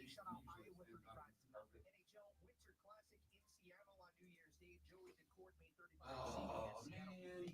I can't write anything, dude. It's right there, I think. Or is that just a pen? No, that's just a pen. Okay. There's a little white felt tip that goes into it. And it's not part of the pen because you can replace it because eventually they get blunt and wear down from writing, obviously. And the problem, there's all these little white flecks on the ground flakes on the ground that are like the same color. I mean, it's not the end of the world. Why are you coming at the cleaning crew? The audacity. Oh, well, I don't need it. I mean, I do need it, but I don't need it bad. It's all the dandruff. You can't tell because it's like winter in here. Don't worry about it. There are a lot of white flecks. I agree. A lot of white flecks. I'll find it or I won't. Steven said, imagine that, Robert dropping something. Hey, welcome to 2024. Some things will never change, buddy. No, you can put that away. Consistency is not a bad thing, I am except nothing for if not. this time. Maybe.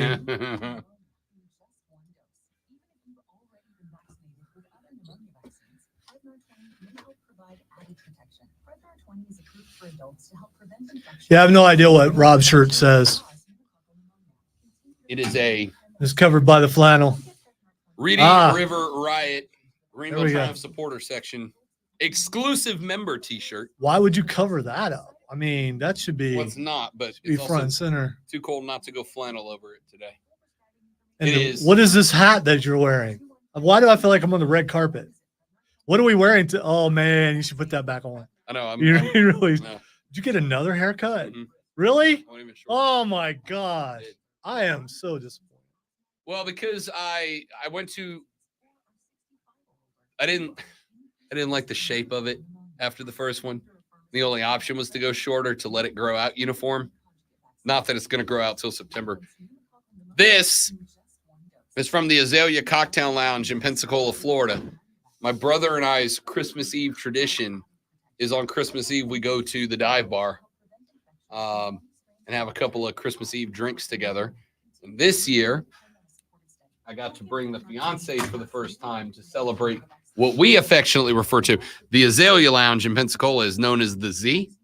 And so we affectionately refer to our tradition as Christmas Eve. And so I got to bring her to Christmas Eve for the first time.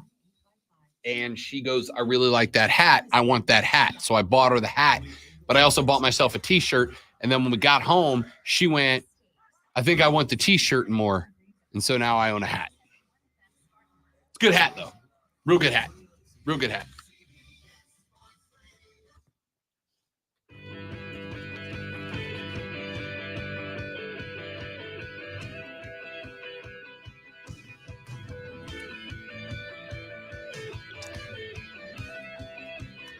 All right, let me address this, something that happened while we were out and off the air for that stretch that we were out and off the air. There was a discussion that took place at a board of trustees meeting in Tallahassee, Florida, where the Seminoles of Florida State are based. You'll remember that there was a lot of discussion about the possibility of Florida State suing the NCAA, suing the Atlantic Coast Conference. And the concept was that they would sue the ACC for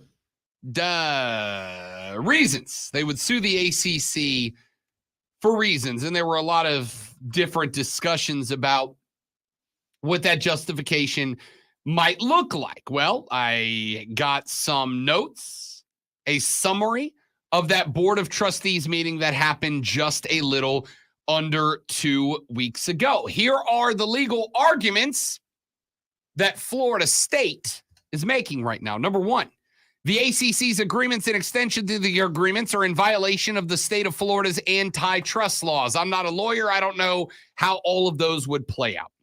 Number two, the ACC's penalties via the grant of rights buyout and the conference severe penalty, the payment to leave the conference, are unenforceable as they are excessive and do not accurately reflect the damage the conference would incur if a member's school left. If found to be unenforceable, a court would not adjust the penalty amount. Instead, the penalties would be nullified completely. I think that is likely the bigger argument here, but there are still more problems with it. I'll come to those in just a minute. Number three, the ACC is in breach of contract to protect and improve their members' financial interest. They argue a couple of things. Number one, the ACC failed to appropriately give FSU the value of their athletic program and media rights and has since further diluted that value with the addition of 3 additional members. Number two, the ACC amended their Tier 1 media agreement without the approval of 2/3 of the conference's athletic directors as required by bylaws. Number three, the ACC leadership without AD approval extended the unilateral ESPN 9-year option for Tier 1 media rights from 2016 without further financial considerations, allowing ESPN to wait to execute an extension of media rights until 2025 when it should have occurred at the end of next year. Number four, the ACC agreed to a previously unheard of 20-year period of media rights for its conference members. Number five, the ACC breached fiduciary duties the conference has to its members. Number six, a generic fundamental failure or frustration of contractual purpose, whatever the hell that means. And number seven, a violation of public policy. FSU argues that the public policy is not consistent with public policy to impose the penalties and contracts that the conference has on the school. Let me be really clear about all of this. I get the frustration. I understand Florida State's desire to sue the ACC. I understand Florida State doing everything again that they can do to try to get out of this. Dudes, dudettes, it does not matter. It's not going to happen. It's not going to happen then. It's not going to happen now. There's too much going on. Number one, if any of this was a viable out for FSU and therefore by extension, Clemson, Miami, North Carolina State, Duke, and whoever else wanted out, an army of lawyers would have found this. Florida State right now is just being the mouthpiece for a bunch of other schools. If Clemson can get out, they will. If Miami can get out, they will. If North Carolina can get out, they will. The top-notch schools, I'm talking about the big-time schools, Duke, UNC, probably NC State by extension, Florida State, Clemson, Miami. I'll be honest with you, Georgia Tech is in this group as well. While Florida State is the one that is rattling the saber, so to speak, all of those schools have lawyers that are looking into this ACC GOR to try to find an out, and they haven't. For like a year and a half, they've been looking. And they have not found one because there's not one, because they signed it. Now, the only thing I find very interesting here is the argument that the ACC's agreements and extensions of the agreement are in violation of Florida's antitrust laws. The only reason that's interesting to me is because Florida State University is a state university. I wonder if the state government gets involved. I wonder if the state of Florida gets involved. We have already heard Rick Scott make comments about it. We have heard Mark Rubio make comments about it. We have heard Ron DeSantis make comments about it. Some of them have gone as far as to threaten litigation against the ACC and maybe against the NCAA as a whole. I don't know if it's going to matter. I don't know if they're going to do anything. Like I said, when it happened up front a couple of weeks back, I think a lot of this is just public grandstanding by politicians as we approach an election cycle, right?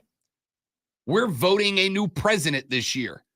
We are voting people to and from Capitol Hill and state governments this year. Now is the time to get up there with a megaphone and go, I'm doing good things for you. Please vote for me. So I don't know how many of them would have the gumption to pull a trigger here.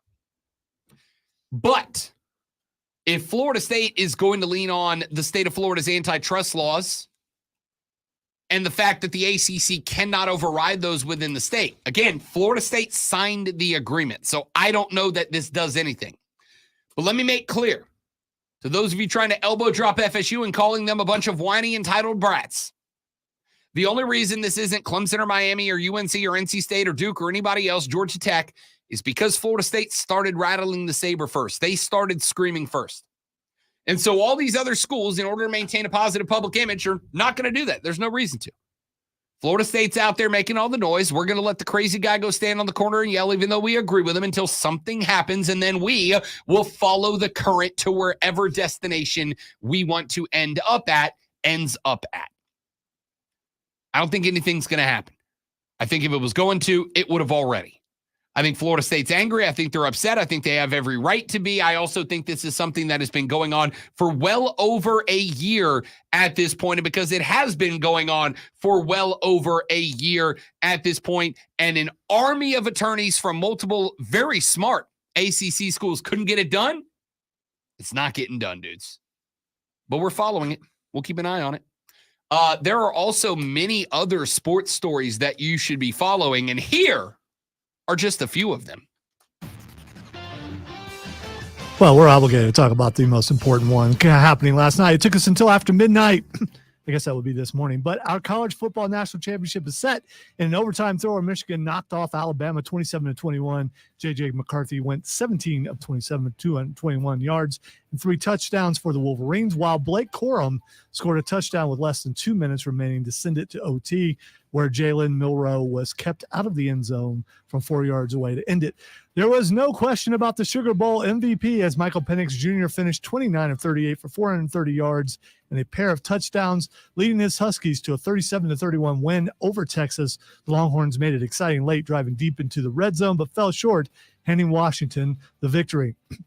We are your home for Furman basketball. Tune in tomorrow night at 6:30 as the Paladins take on UNC Greensboro, right here on your home for Furman Paladin Sports, the Fan Upstate.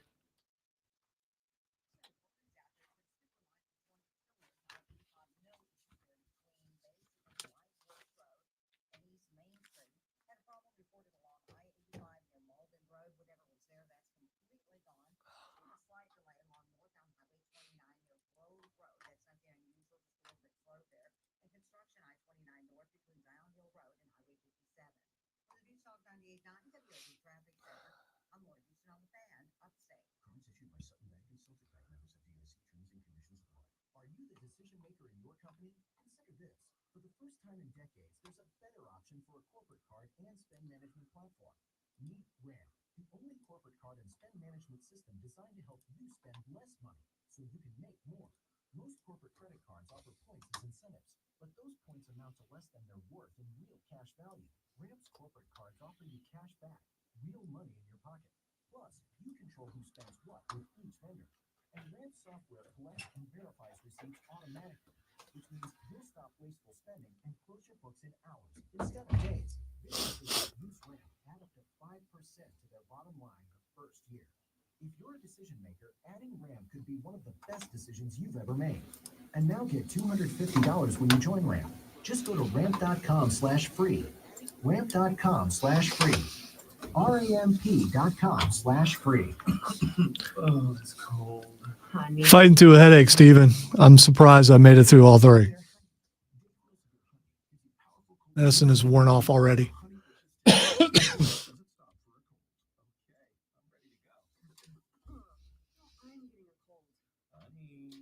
Dayquil Severe Honey for powerful cold and flu relief. Dayquil Severe with honey flavor. The daytime coughing, aching, stuffy head, fever, Honeylicious, power through your day medicine. Use this directed. Keep out of reach of children. Maybe he ends up in Denver, James. Here they're looking for a quarterback. We offer industrial grade supplies for every industry with same-day pickup and next-day delivery on most orders, all backed by real people ready to help. So you can get the right answers in products right when you need them.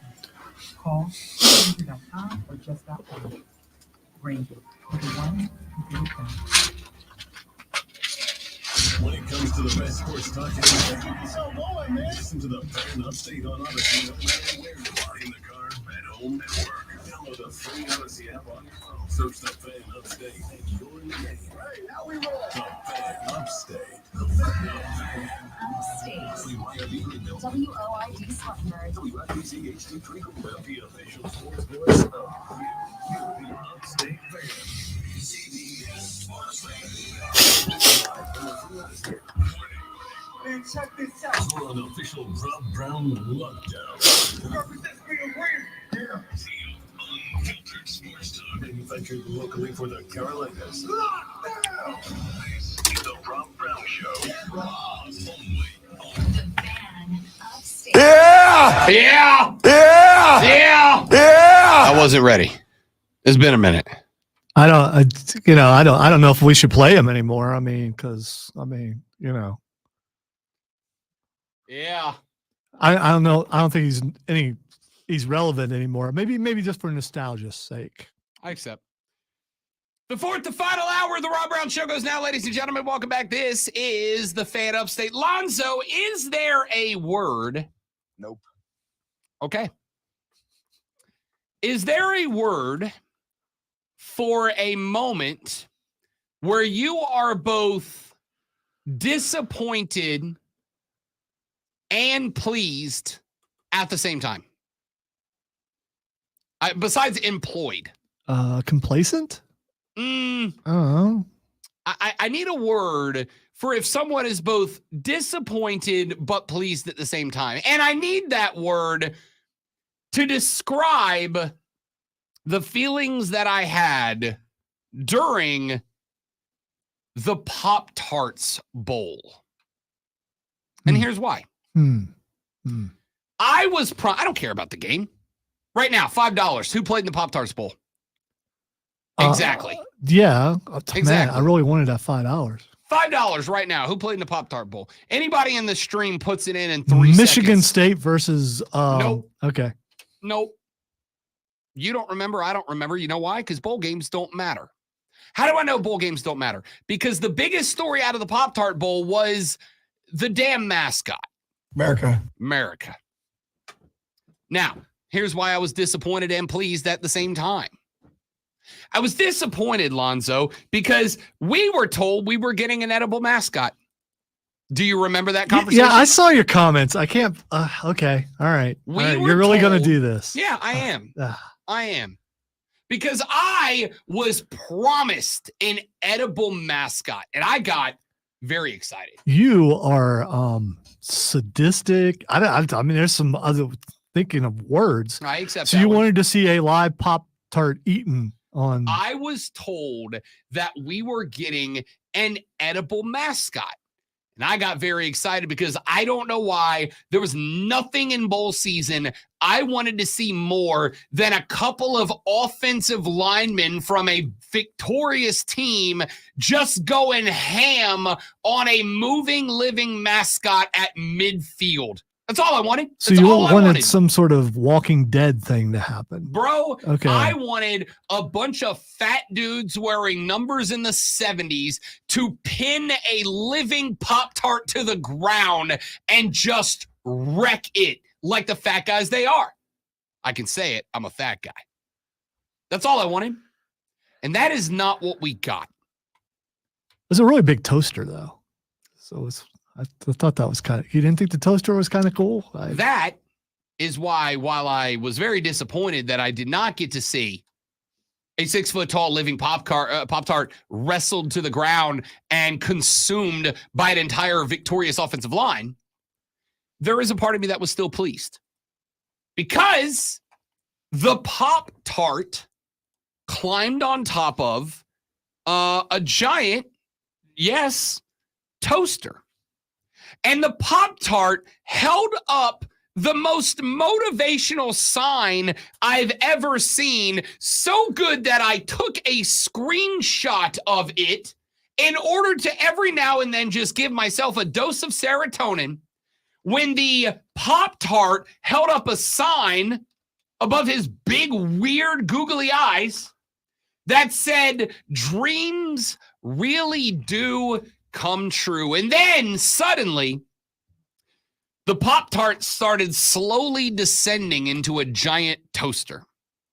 In what I can only describe as a publicly broadcasted mascot execution. I don't know what else to call it. It was pretty sick. It was. I mean, and people were celebrating this. People were cheering this as that Pop-Tart was going to die. I mean, the Pop-Tart was dancing. He was clearly accepting his fate. All he wanted was to meet his ancestors in the great Pop-Tart beyond. Is this akin to being thrown in a volcano to appease some sort of god or something to stop, or for a good harvest or something? I don't know. The Pop-Tart sacrificed itself for the good of whatever team won the Pop-Tart. And he, she, I don't know if there are genders as far as Pop-Tarts go, went willingly. I think Pop-Tarts are gender neutral, right? I don't know. I don't know Pop-Tart anatomy. I just know that they took a giant could be like Pop-Tart, a turtle or something. I mean, I don't know. a Pop-Tart that I was told was edible. They executed it in a giant toaster on live nationally broadcasted television.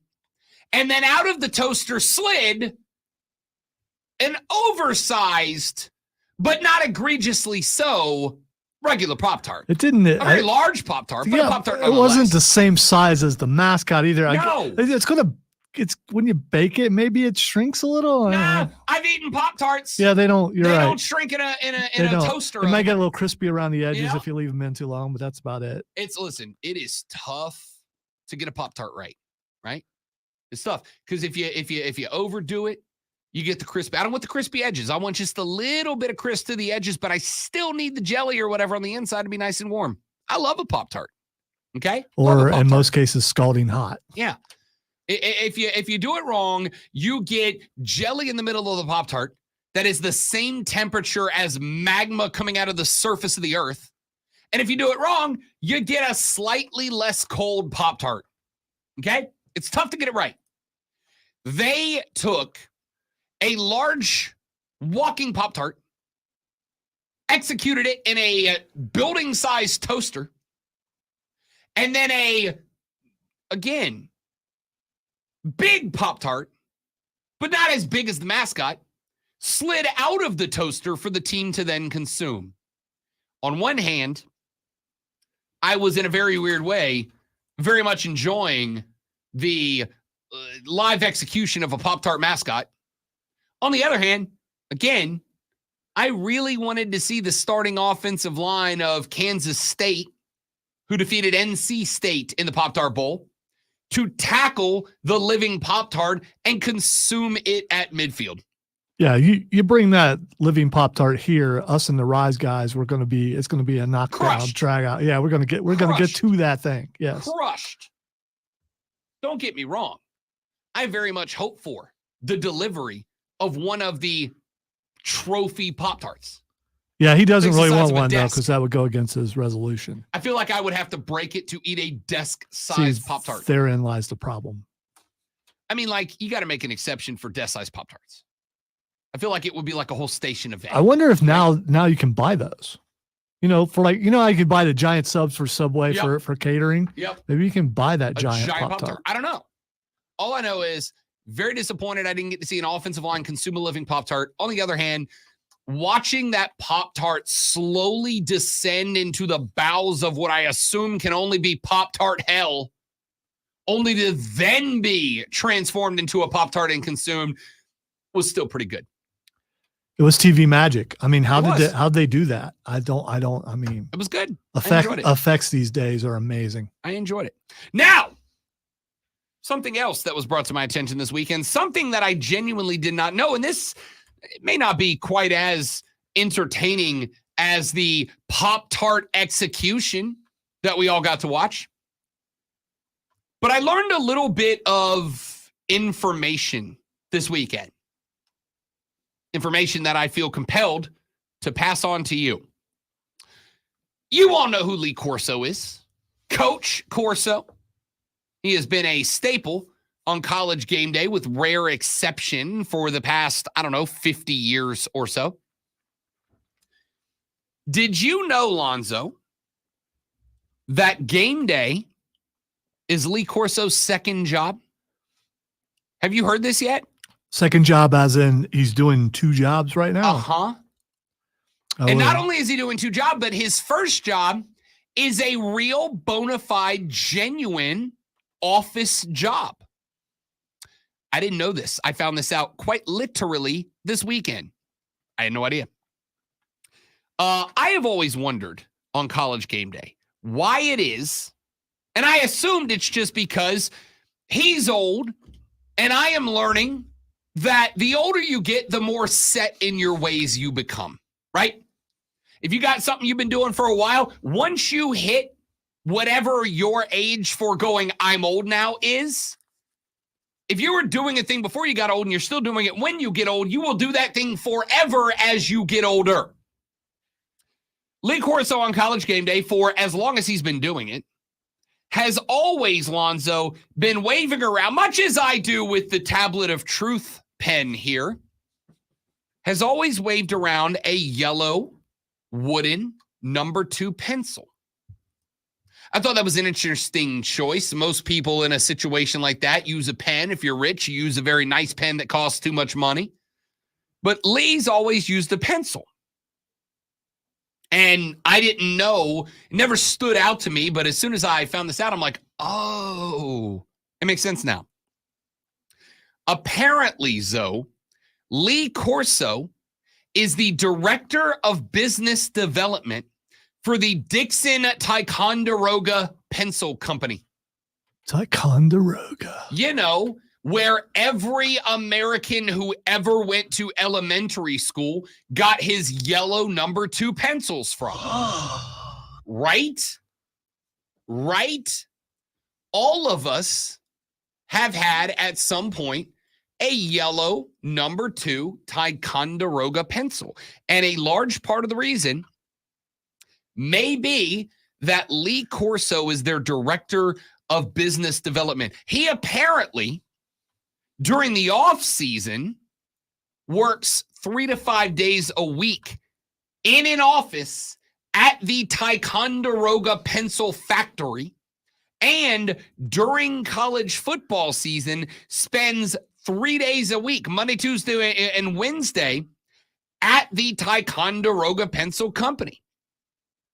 According to GQ magazine, they said, quote, he still goes into an office Monday through Wednesday for his other gig as business development director of Dixon Ticonderoga, which produces those number 2 pencils he is always using on air to punctuate his signature line. Not so fast, my friend.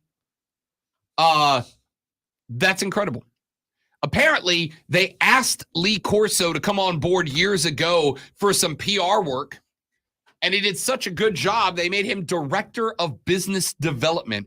I had no idea. And my favorite part was, in researching this, I found a commercial with Lee Corso in it from like 1997, 6, 5 of him promoting the Dixon Ticonderoga pencil. It's pretty incredible. It's like a young Lee Corso proving that a Ticonderoga number 2 pencil can write for 35 miles before you run out of graphite. I learned something new today. So if you've ever picked up a yellow number 2 pencil, just know that for well over 2.5 decades, Coach Lee Corso has been their director of business development. I'm disappointed you missed an opportunity to say Ticonderoga one more time. Ticonderoga. Texture said, yo, the Ticonderoga pencils slap different, though. Them are made good. High quality. Don't be talking smack about my yellow homies. Mechanicals ain't got bleep. I respect that. I tried to be a mechanical pencil guy. If I'm going to use a pencil, and I very rarely do anymore, I'm going to be honest, the majority of my writing, and I do write a lot, the majority of my writing is now done on the Tablet of Truth because it's not like today, a it's million not. notebooks all in one. Not today, it's not. I broke my pen.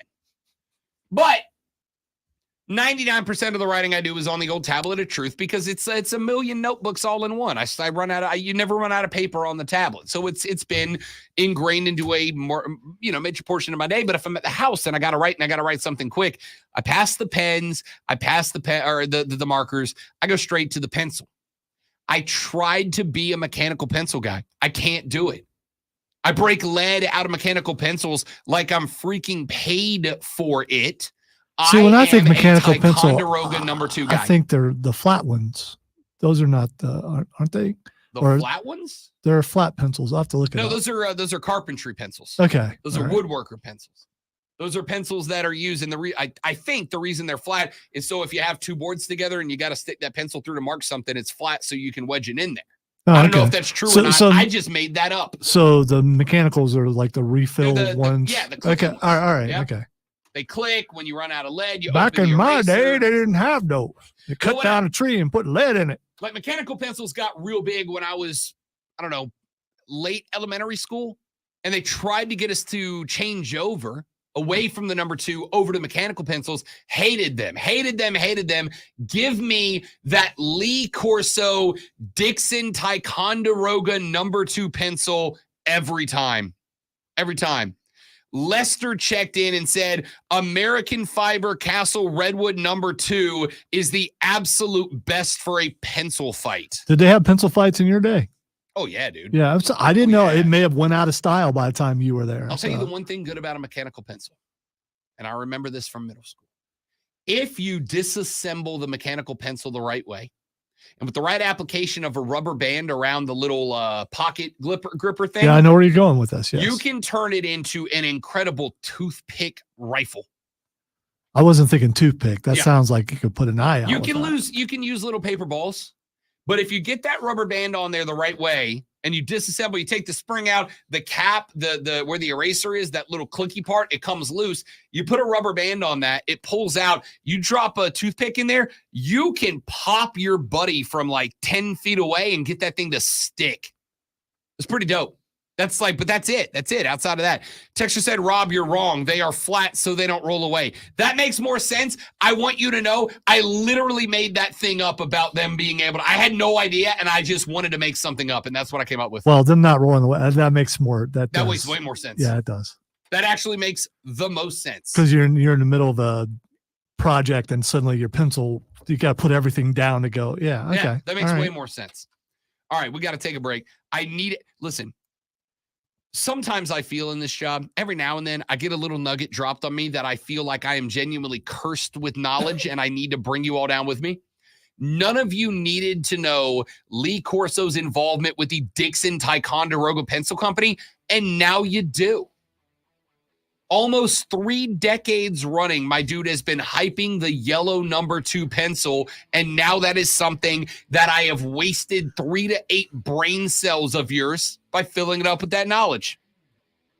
And also, the Pop-Tart mascot was disappointing. It was awesome and disappointing at the same time. When we come back, a few more stories we have not gotten to yet. Another look at the college football semifinals from last night. Maybe a little NFL playoff talk, and then we're done.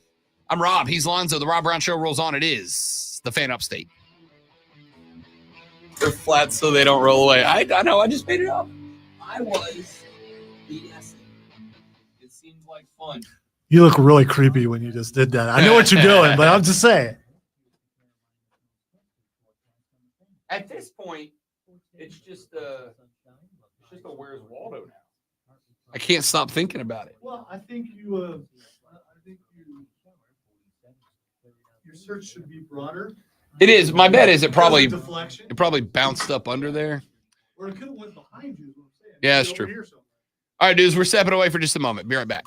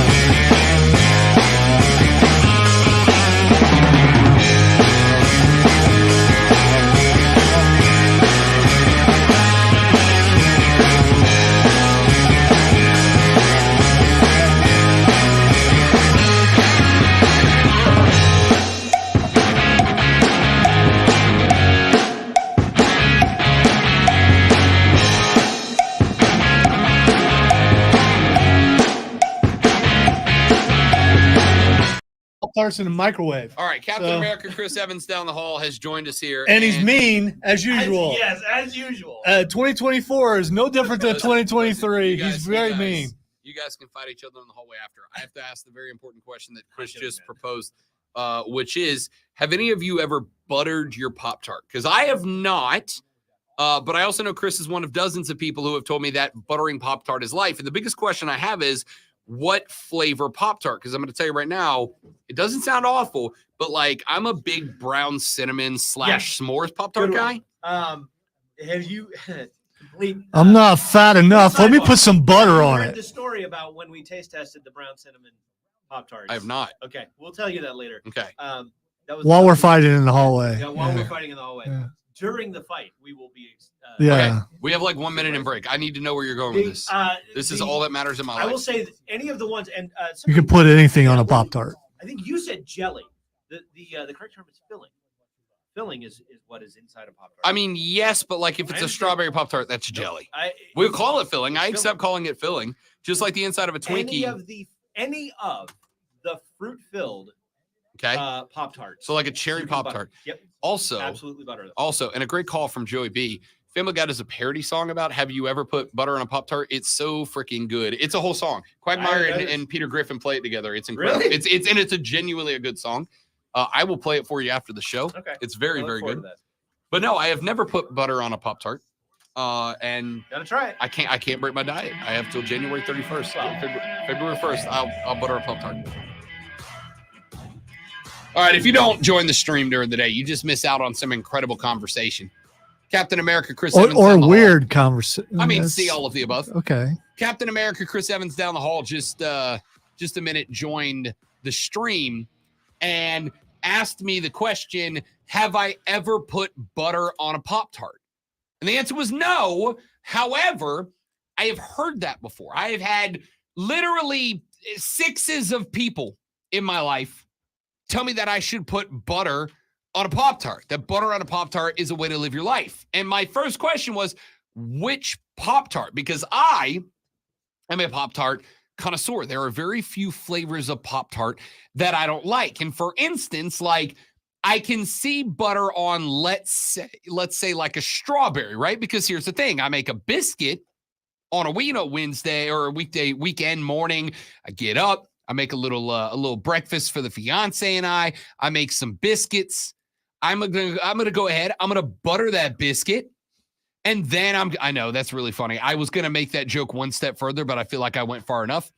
I'm going to butter that biscuit and then I'm going to put some jelly on it, a little apple jelly, little strawberry jelly. I'm going to put a little jelly on it and then I'm going to have that. So I am fine with the concept of buttering a Pop-Tart, but I also like, for instance, I'm a big fan of the brown cinnamon sugar Pop-Tart and the s'mores Pop-Tart. I love a s'mores Pop-Tart, and I feel like hitting a s'mores Pop-Tart with a butter would be atrocious. This has to be a regional thing. It has to be. It's because I have never heard of this before until I walked in on that conversation.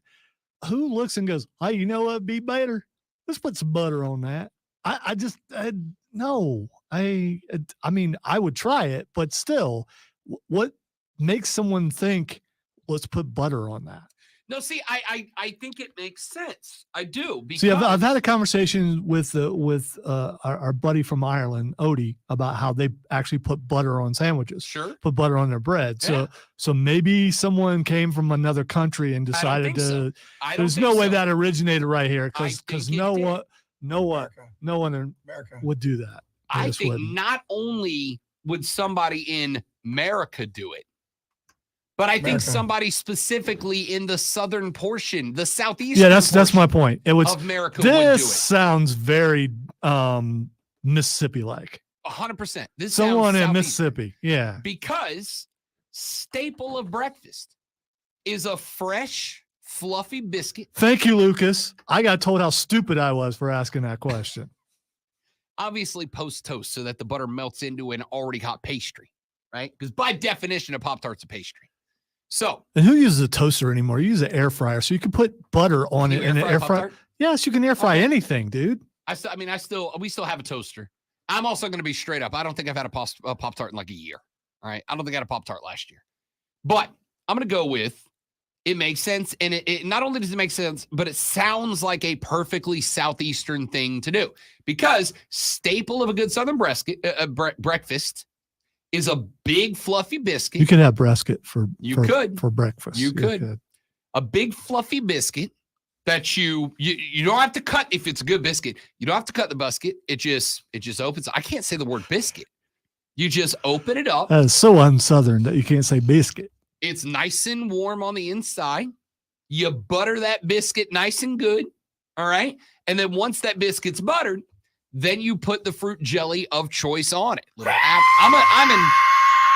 I'm an apple jelly guy myself. I love apple jelly. Fond of the apple jelly myself. I love apple jelly, but I'm never going to say no to some blueberry jelly, some blackberry jelly, some peach jelly. All right. Just fruit jelly's good. Throw some butter on that biscuit. Get it nice and melty. Put some jam, some jelly on that thing. Push it together. Bang. That's a staple.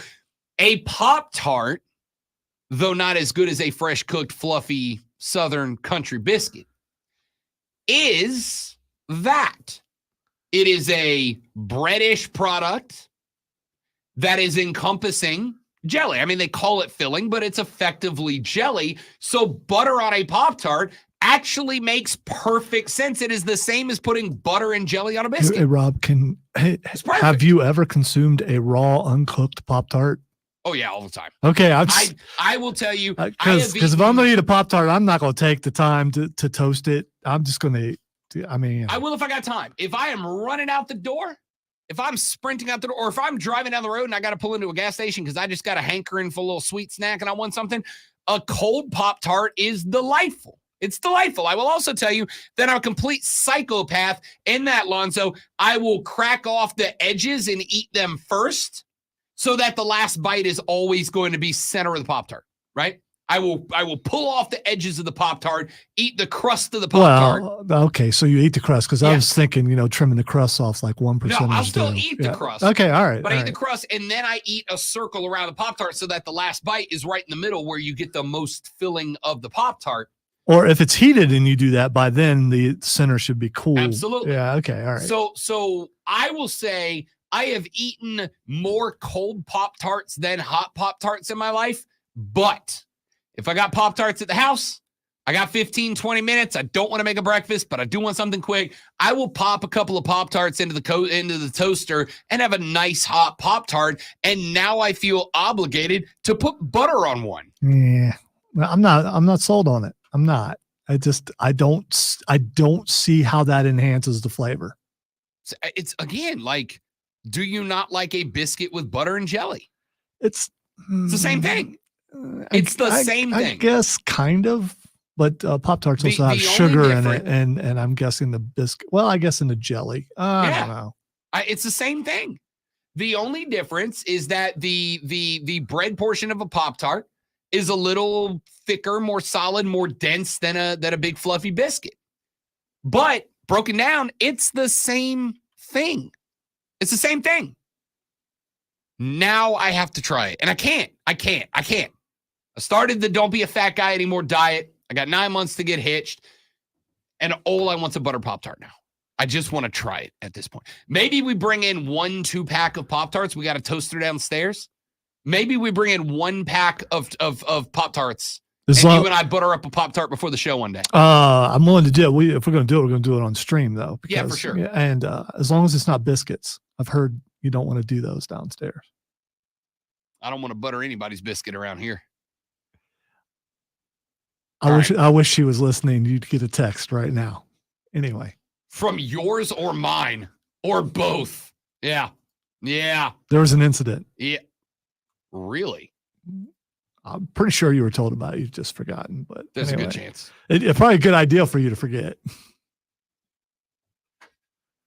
Now I am confused about. Oh, it was the kitchen was used downstairs, and something didn't go well when someone tried to cook something. That's all I'm saying. Okay. Well, it happens. Now I have a lunch phone call to make. All right. So there's all that. Hey, right now, here's a question. You are, let's say, I don't know, theoretically, the Denver Broncos. All right. No, I'm not. I was sending Lonzo gifs of Jim Harbaugh last night, and he stopped texting me back. No, it's okay. I started it. I did. I started it. I just You really didn't. did. I didn't want to look at it. He didn't answer any texts at all. I just started sending until Michigan then. and Harbaugh gifts. Yeah, so back out. I just turned my phone over. That's fair. Because it's like I don't want to see that. That's fair. So you are the Denver Broncos. All right. Put your disgust aside for just a minute. Let's ride. Put your disgust for all things orange aside for just a moment. Let's ride. Let's ride. Lonzo, I am making you the general manager of the Denver Broncos. I immediately dissolved the whole thing. As a football program, have decided, despite the fact that, statistically speaking, Russell Wilson's having a pretty good season. Statistically speaking. He has the same number of touchdowns and fewer interceptions than Patrick Mahomes does this season. Yeah, but he's no Jarrett Stidham. You know? I didn't say he was Jarrett Stidham. I mean, he's no Jarrett Stidham. I'm saying Denver made an interesting decision to bench Russ. Now we know what the decision is. They've given up on him being a QB for more than another year. And if they played him and he got season-ending injured between here and March, they'd owe him like 20 plus million more dollars. I'm pretty sure that I saw that he said they asked him to waive that. The injury thing, and he said no. Yeah, which is why he's not playing. That's why they benched him. Good move on both parties, by the way. Yeah. If I'm the GM, I'm sitting them too. Yep. I can't take the risk, especially with how many quarterbacks have been hurt this year? Most of them. Yeah. So, I mean, there's a good shot, unfortunately, in the last couple games that he might get injured and then they'd be on the hook for a lot of money. I think it's the right move. So, the Denver Broncos and I now, also think it's funny that he got benched, but that's just, overrated. They are sitting at 8-8 with a genuine opportunity to end this year at 9-8 with a winning record, despite the catastrophic start to the season. Lonzo, I am going to bump you, the Denver Broncos, up in the draft order. In fact, I am going to send you all the way to number 1. I'm going to make an assumption here that Justin Fields is going to stay on board as the quarterback of that team, and they are going to trade back, and you are going to make a trade of hauls. You are currently sitting at number 14. I'm going to bump you all the way up to number 1 overall. Who's your quarterback next year? Is it Caleb Williams? Is it Drake May? Is it Russell Wilson? Is it Jaden Daniels? Is it Michael Penix Jr.? I am going to bump you up all the way to number 1. Who is your starting quarterback next year? Well, I'm just going to guess here, and I'm not trying to kill the bid or anything. Don't tank the team. No, that the GM is not going to get the final say on this. It might be the coach. It might be. Because the coach. So then you are Sean Payton. There we go. Who's there's your quarterback? There's the real power. I mean, so if I'm Sean Payton, I hold off for a veteran to bring in who knows my system. Maybe bring someone out of retirement, even though they've been retired for a couple of years. Tommy! No, I wasn't talking about him. I was talking about Drew Brees. You got one more in you, Tommy. No, who has said that he almost came out of retirement, according to I never read the actual article. I find me a Drew Brees clone and there's quite a few out there. I guess I'm going Penix. I got to tell you, I think up until last night, my answer was an obvious Jaden Daniels. I think after last night, it might be Michael Penix Jr. I think he might be I think Jaden Daniels had a better season. I think Jaden Daniels from 1 to 14 was a better quarterback, but in the biggest game that either one of those two guys have played all year long, Michael Penix Jr. last night was an absolute bleeping wizard with the football. As a Saints fan, you probably understand how that coach likes to do things. Which one fits his system better? Honestly, man, I think Michael Penix Jr. does, right? I think Michael Penix Jr. has a little bit more touch, a little bit more finesse with the deep ball specifically, a little bit more touch throwing the ball down the field. The pass he threw late in the game, that over the shoulder tightrope sideline pass that he threw. Washington was what? They were like third and 7, 3rd and 8. And he threw like a 20-yard sideline pass that he just dropped. He had that much room to fit a ball into straight in. I mean, it was unbelievable. He could not have delivered that ball better if he walked up and handed it to the wide receiver. It was unbelievable. Michael Penix Jr. last night looked like an absolute wizard with the football. And I'm going to tell you, I think it is going to be very, very difficult for him to replicate that success against the Michigan Wolverines in the national championship, right? I think it is going to be real difficult for him to replicate that ability in the final game. I'm also going to tell you right now, if he can do that anywhere close to the same level when he gets to the National Football League, Michael Penix Jr. is going to be unbelievable.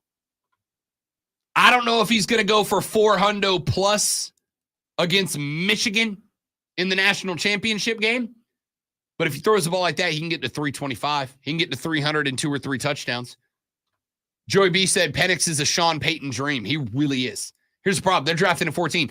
I don't think he or Jaden Daniels is making it that far. Can I tell you who I think lost last night? Drake May.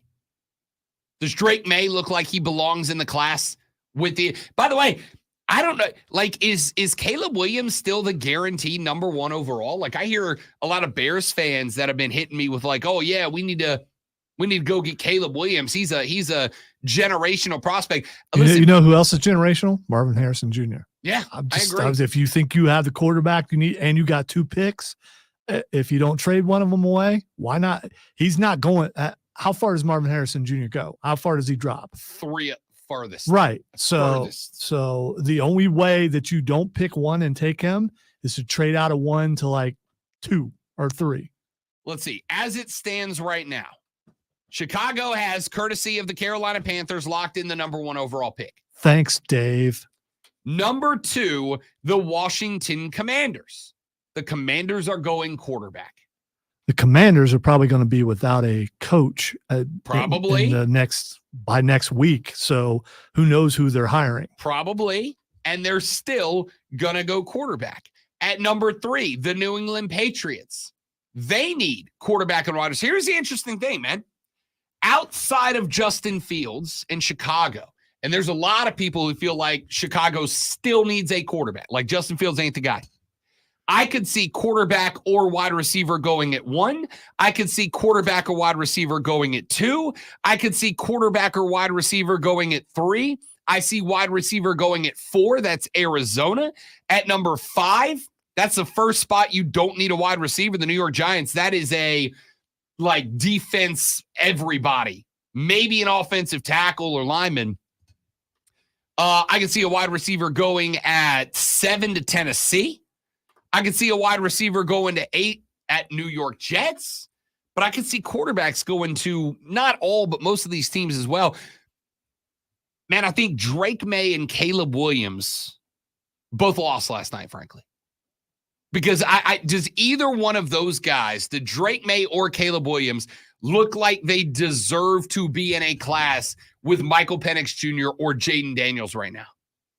First 3, as far as I'm concerned, first 3 off the board. Daniels 1, Penix 2, Marvin Harrison Jr. 3. And I'll tell you right now, depending on if Chicago decides they're going to keep Justin Fields, it's Harrison Jr. 1, probably Jaden Daniels 2, Penix 3. Although after last night, I could see Michael Penix Jr. bumping up above Jaden Daniels, even though Jaden won a Heisman. Like, that's how good he was last night. I don't how much of the game last night did you watch? The late night game? I watched a good portion of the first half, and then this morning before I came to work, I watched almost all of the fourth quarter. So I pretty much missed the third quarter. Did you feel, and I would say the third quarter was good. The first 2 quarters, the first half of that game, did you feel like you were watching something special out of Michael Penix Jr.? Like it felt to me, you know what it felt like to me? It felt like a Vince Young championship performance of we are seeing something that we are lucky to be seeing right now. See, here's the thing. I don't know what to compare it to because that's the first time I've ever watched him play. So, I mean, because West Coast, we work in the morning. I don't stay up that late. This is the first time I ever saw him play. That's fair. That's fair. So to me, that I figured that's how he always plays. Man, I'll tell you. I don't know. I feel like I'm going. I feel like last night Michael Penix Jr. may have bumped himself. I mean it above Caleb Williams. But see, here's the other thing. If you watch the two games back to back after seeing the defensive struggle in the first game between Alabama and Michigan, then you see offenses back and forth. It's such a contrast. You don't know if maybe you're just overly inflating how good it is because of what you just witnessed defensively in the first game.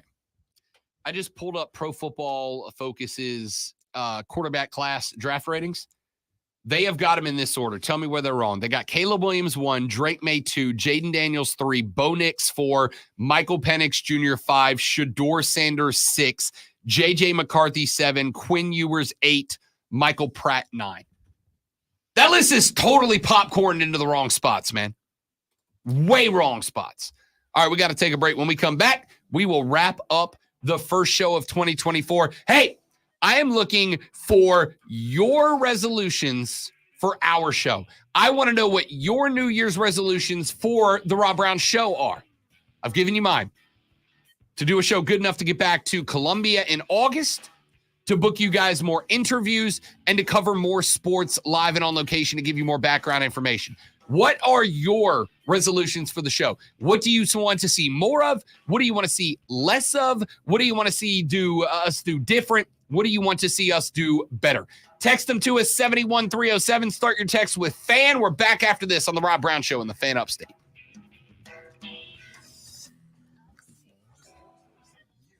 Tepper will throw a drink at you.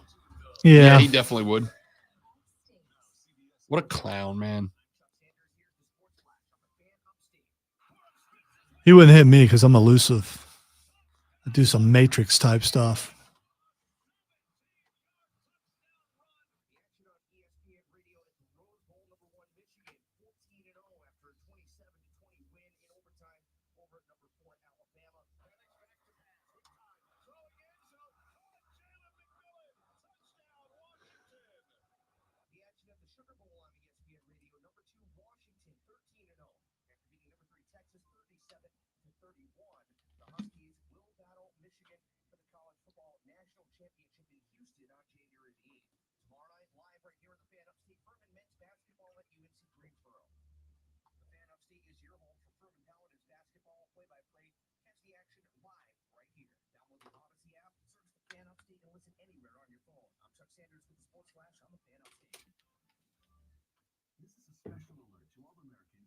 Joey B breaking out the Michael Penix Jr. at Indiana.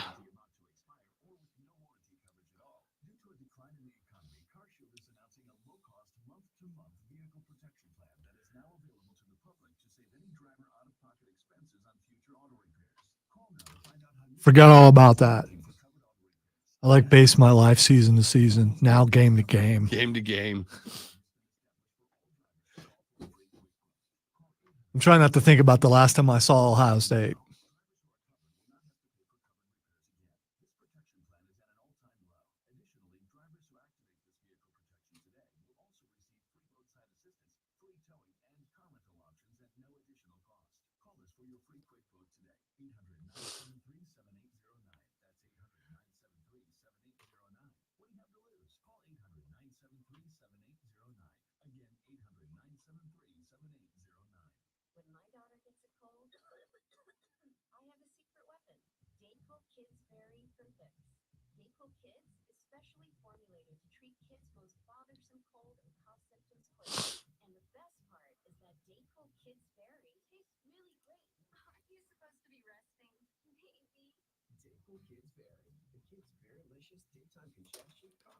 That is true. I did not.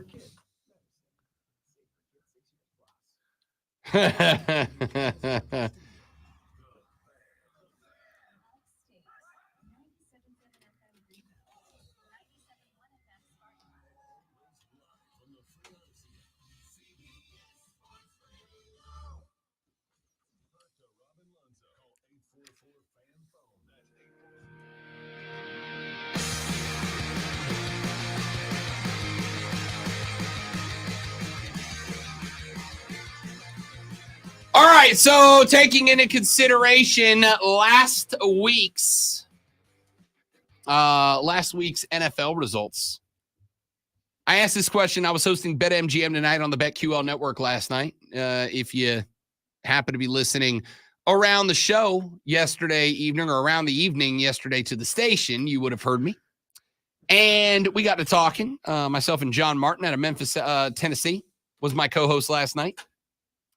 We got to talking about the National Football League. And I asked him, I'll ask you the same, Lonzo, based on what we saw this past weekend. Number one, are we, and by we I mean you, betting chalk? That is to say, are we betting that the two teams entering the NFL playoffs at the one seed on both sides, the Baltimore Ravens in the AFC, the San Francisco 49ers in the NFC?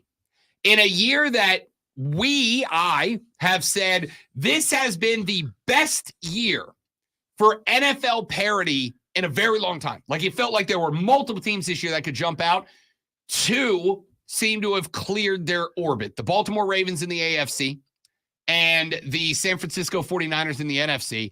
If I gave you right now AFC Baltimore or the field, NFC San Francisco or the field, are you going chalk with the favorites on both sides? No, because we saw what happened. San Francisco was our team, man. We were like, yeah, there's no one can be. Look how amazing they are on offense. Their defense is great. And then they lost.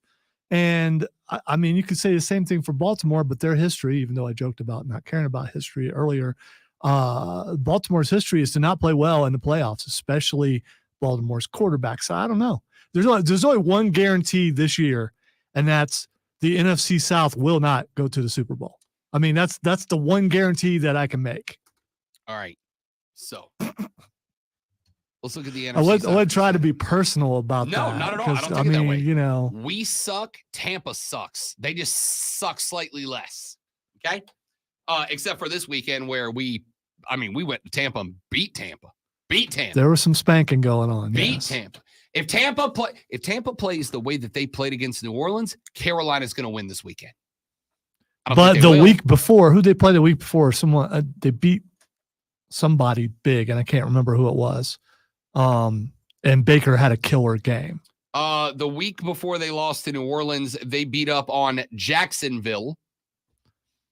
Maybe it was that game, or maybe week it was before that they beat Green Bay. Week before that they beat Atlanta. Week before that they beat Carolina. All right, so they beat a bunch of losers anyway. And yes, I include Jacksonville in there. Packers. By the way, Packers can still back. Packers are in the wild card spot. No, I think they already did, didn't they? No, it's up in the air.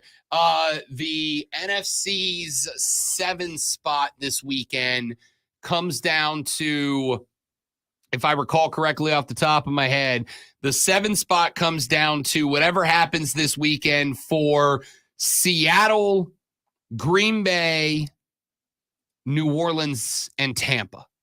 If Tampa wins this weekend, they win the NFC South. New Orleans is in play for a wild card, but they would need the Packers to lose, the Vikings to lose, and Seattle to lose, I think. I don't remember exactly how it plays out.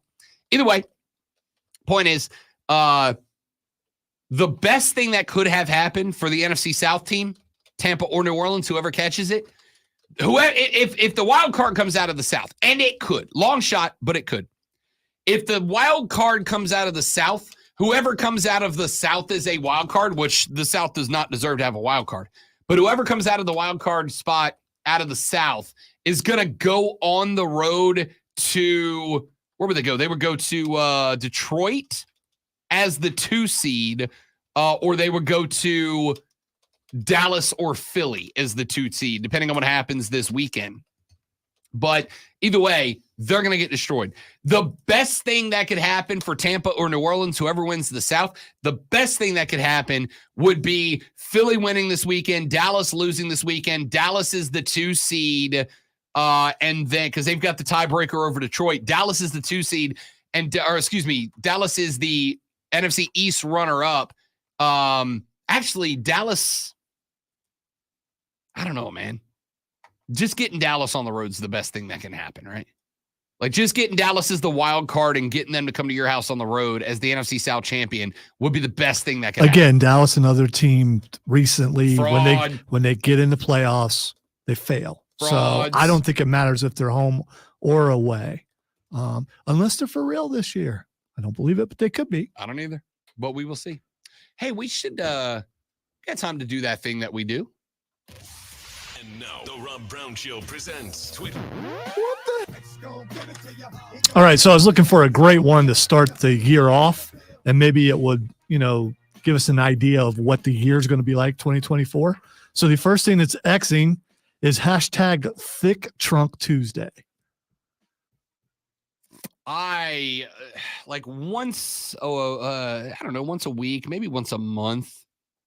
Lonzo throws a Xing an Xer at me that I'm like, you know what? I'm not even going to do the research here. Yeah, you should, because I'm not clicking on that, but you can click on that. I mean, if I might grab my phone later and take a look at it, but take a look at it. I feel like this could be dated. You know what? Screw it. I'm doing it. You know what? Sometimes, Lonzo, the internet is wholesome. Oh, because it's about trees? It is literally just people posting pictures of their favorite old thick-trunked trees. Wow. Sometimes the internet does right. Every once in a while. All right. The next thing that's Xing is Epstein Island. I mean, I don't know if that goes along with Thick Trunk. It doesn't. Tuesday. I mean, it could. It does. So apparently, either they are unsealed or about to be unsealed the flight log of Jeffrey Epstein to his island, and there were some people. This may shock you, in positions of power fighting to prevent it from being released because there are possibly some very influential names on that list. And it could end up going public in the next couple of days. Take them all down. Take them all down. I mean, don't care who's on it. Some rumored names on there. It's like, yeah, I'm not surprised. Yep. I mean, but take them. Unless there's a bunch of redactions, there's a bunch of blacked out stuff. It's going to be. It's going to be.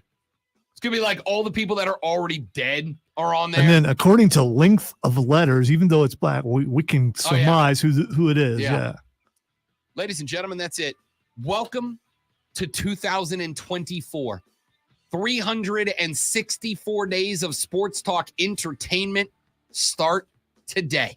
He's Lonzo. I'm Rob. Thanks for listening, viewing, hanging out. Have a lovely rest of your Tuesday. We'll see you back here to do it all over again, but better on the Rob Brown Show on the Fan Upstate later. Yeah.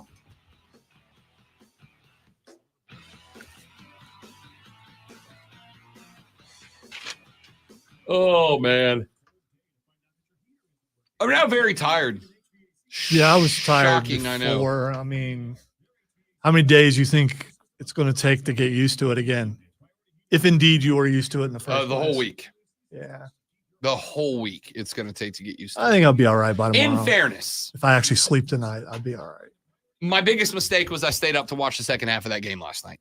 Because then you're going to be hyped and it's going to be hard to. Yeah. After the first half, I'm like, I cannot not watch this. There's no way I'm getting up tomorrow to watch a replay of this, as good as this game is. And it was worth it.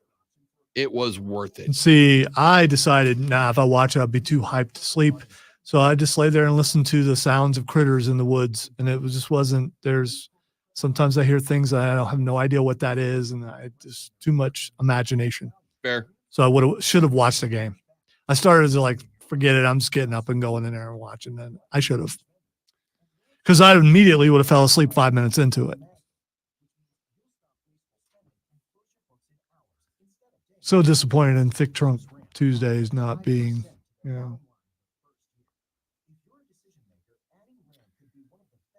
Thick Trunk Tuesday. That could have gone real bad for us. 56, 10, 57, 10, 58, 10, 58, 41, 58, 56. I forgot that. Omaha! That I have to count again. I don't, math was not a part of my time off. Yeah. All right, dudes. I got work to do. Thanks for hanging out. You're all spectacular. We love you all. See you back here tomorrow. Tell your friends about us. Bye.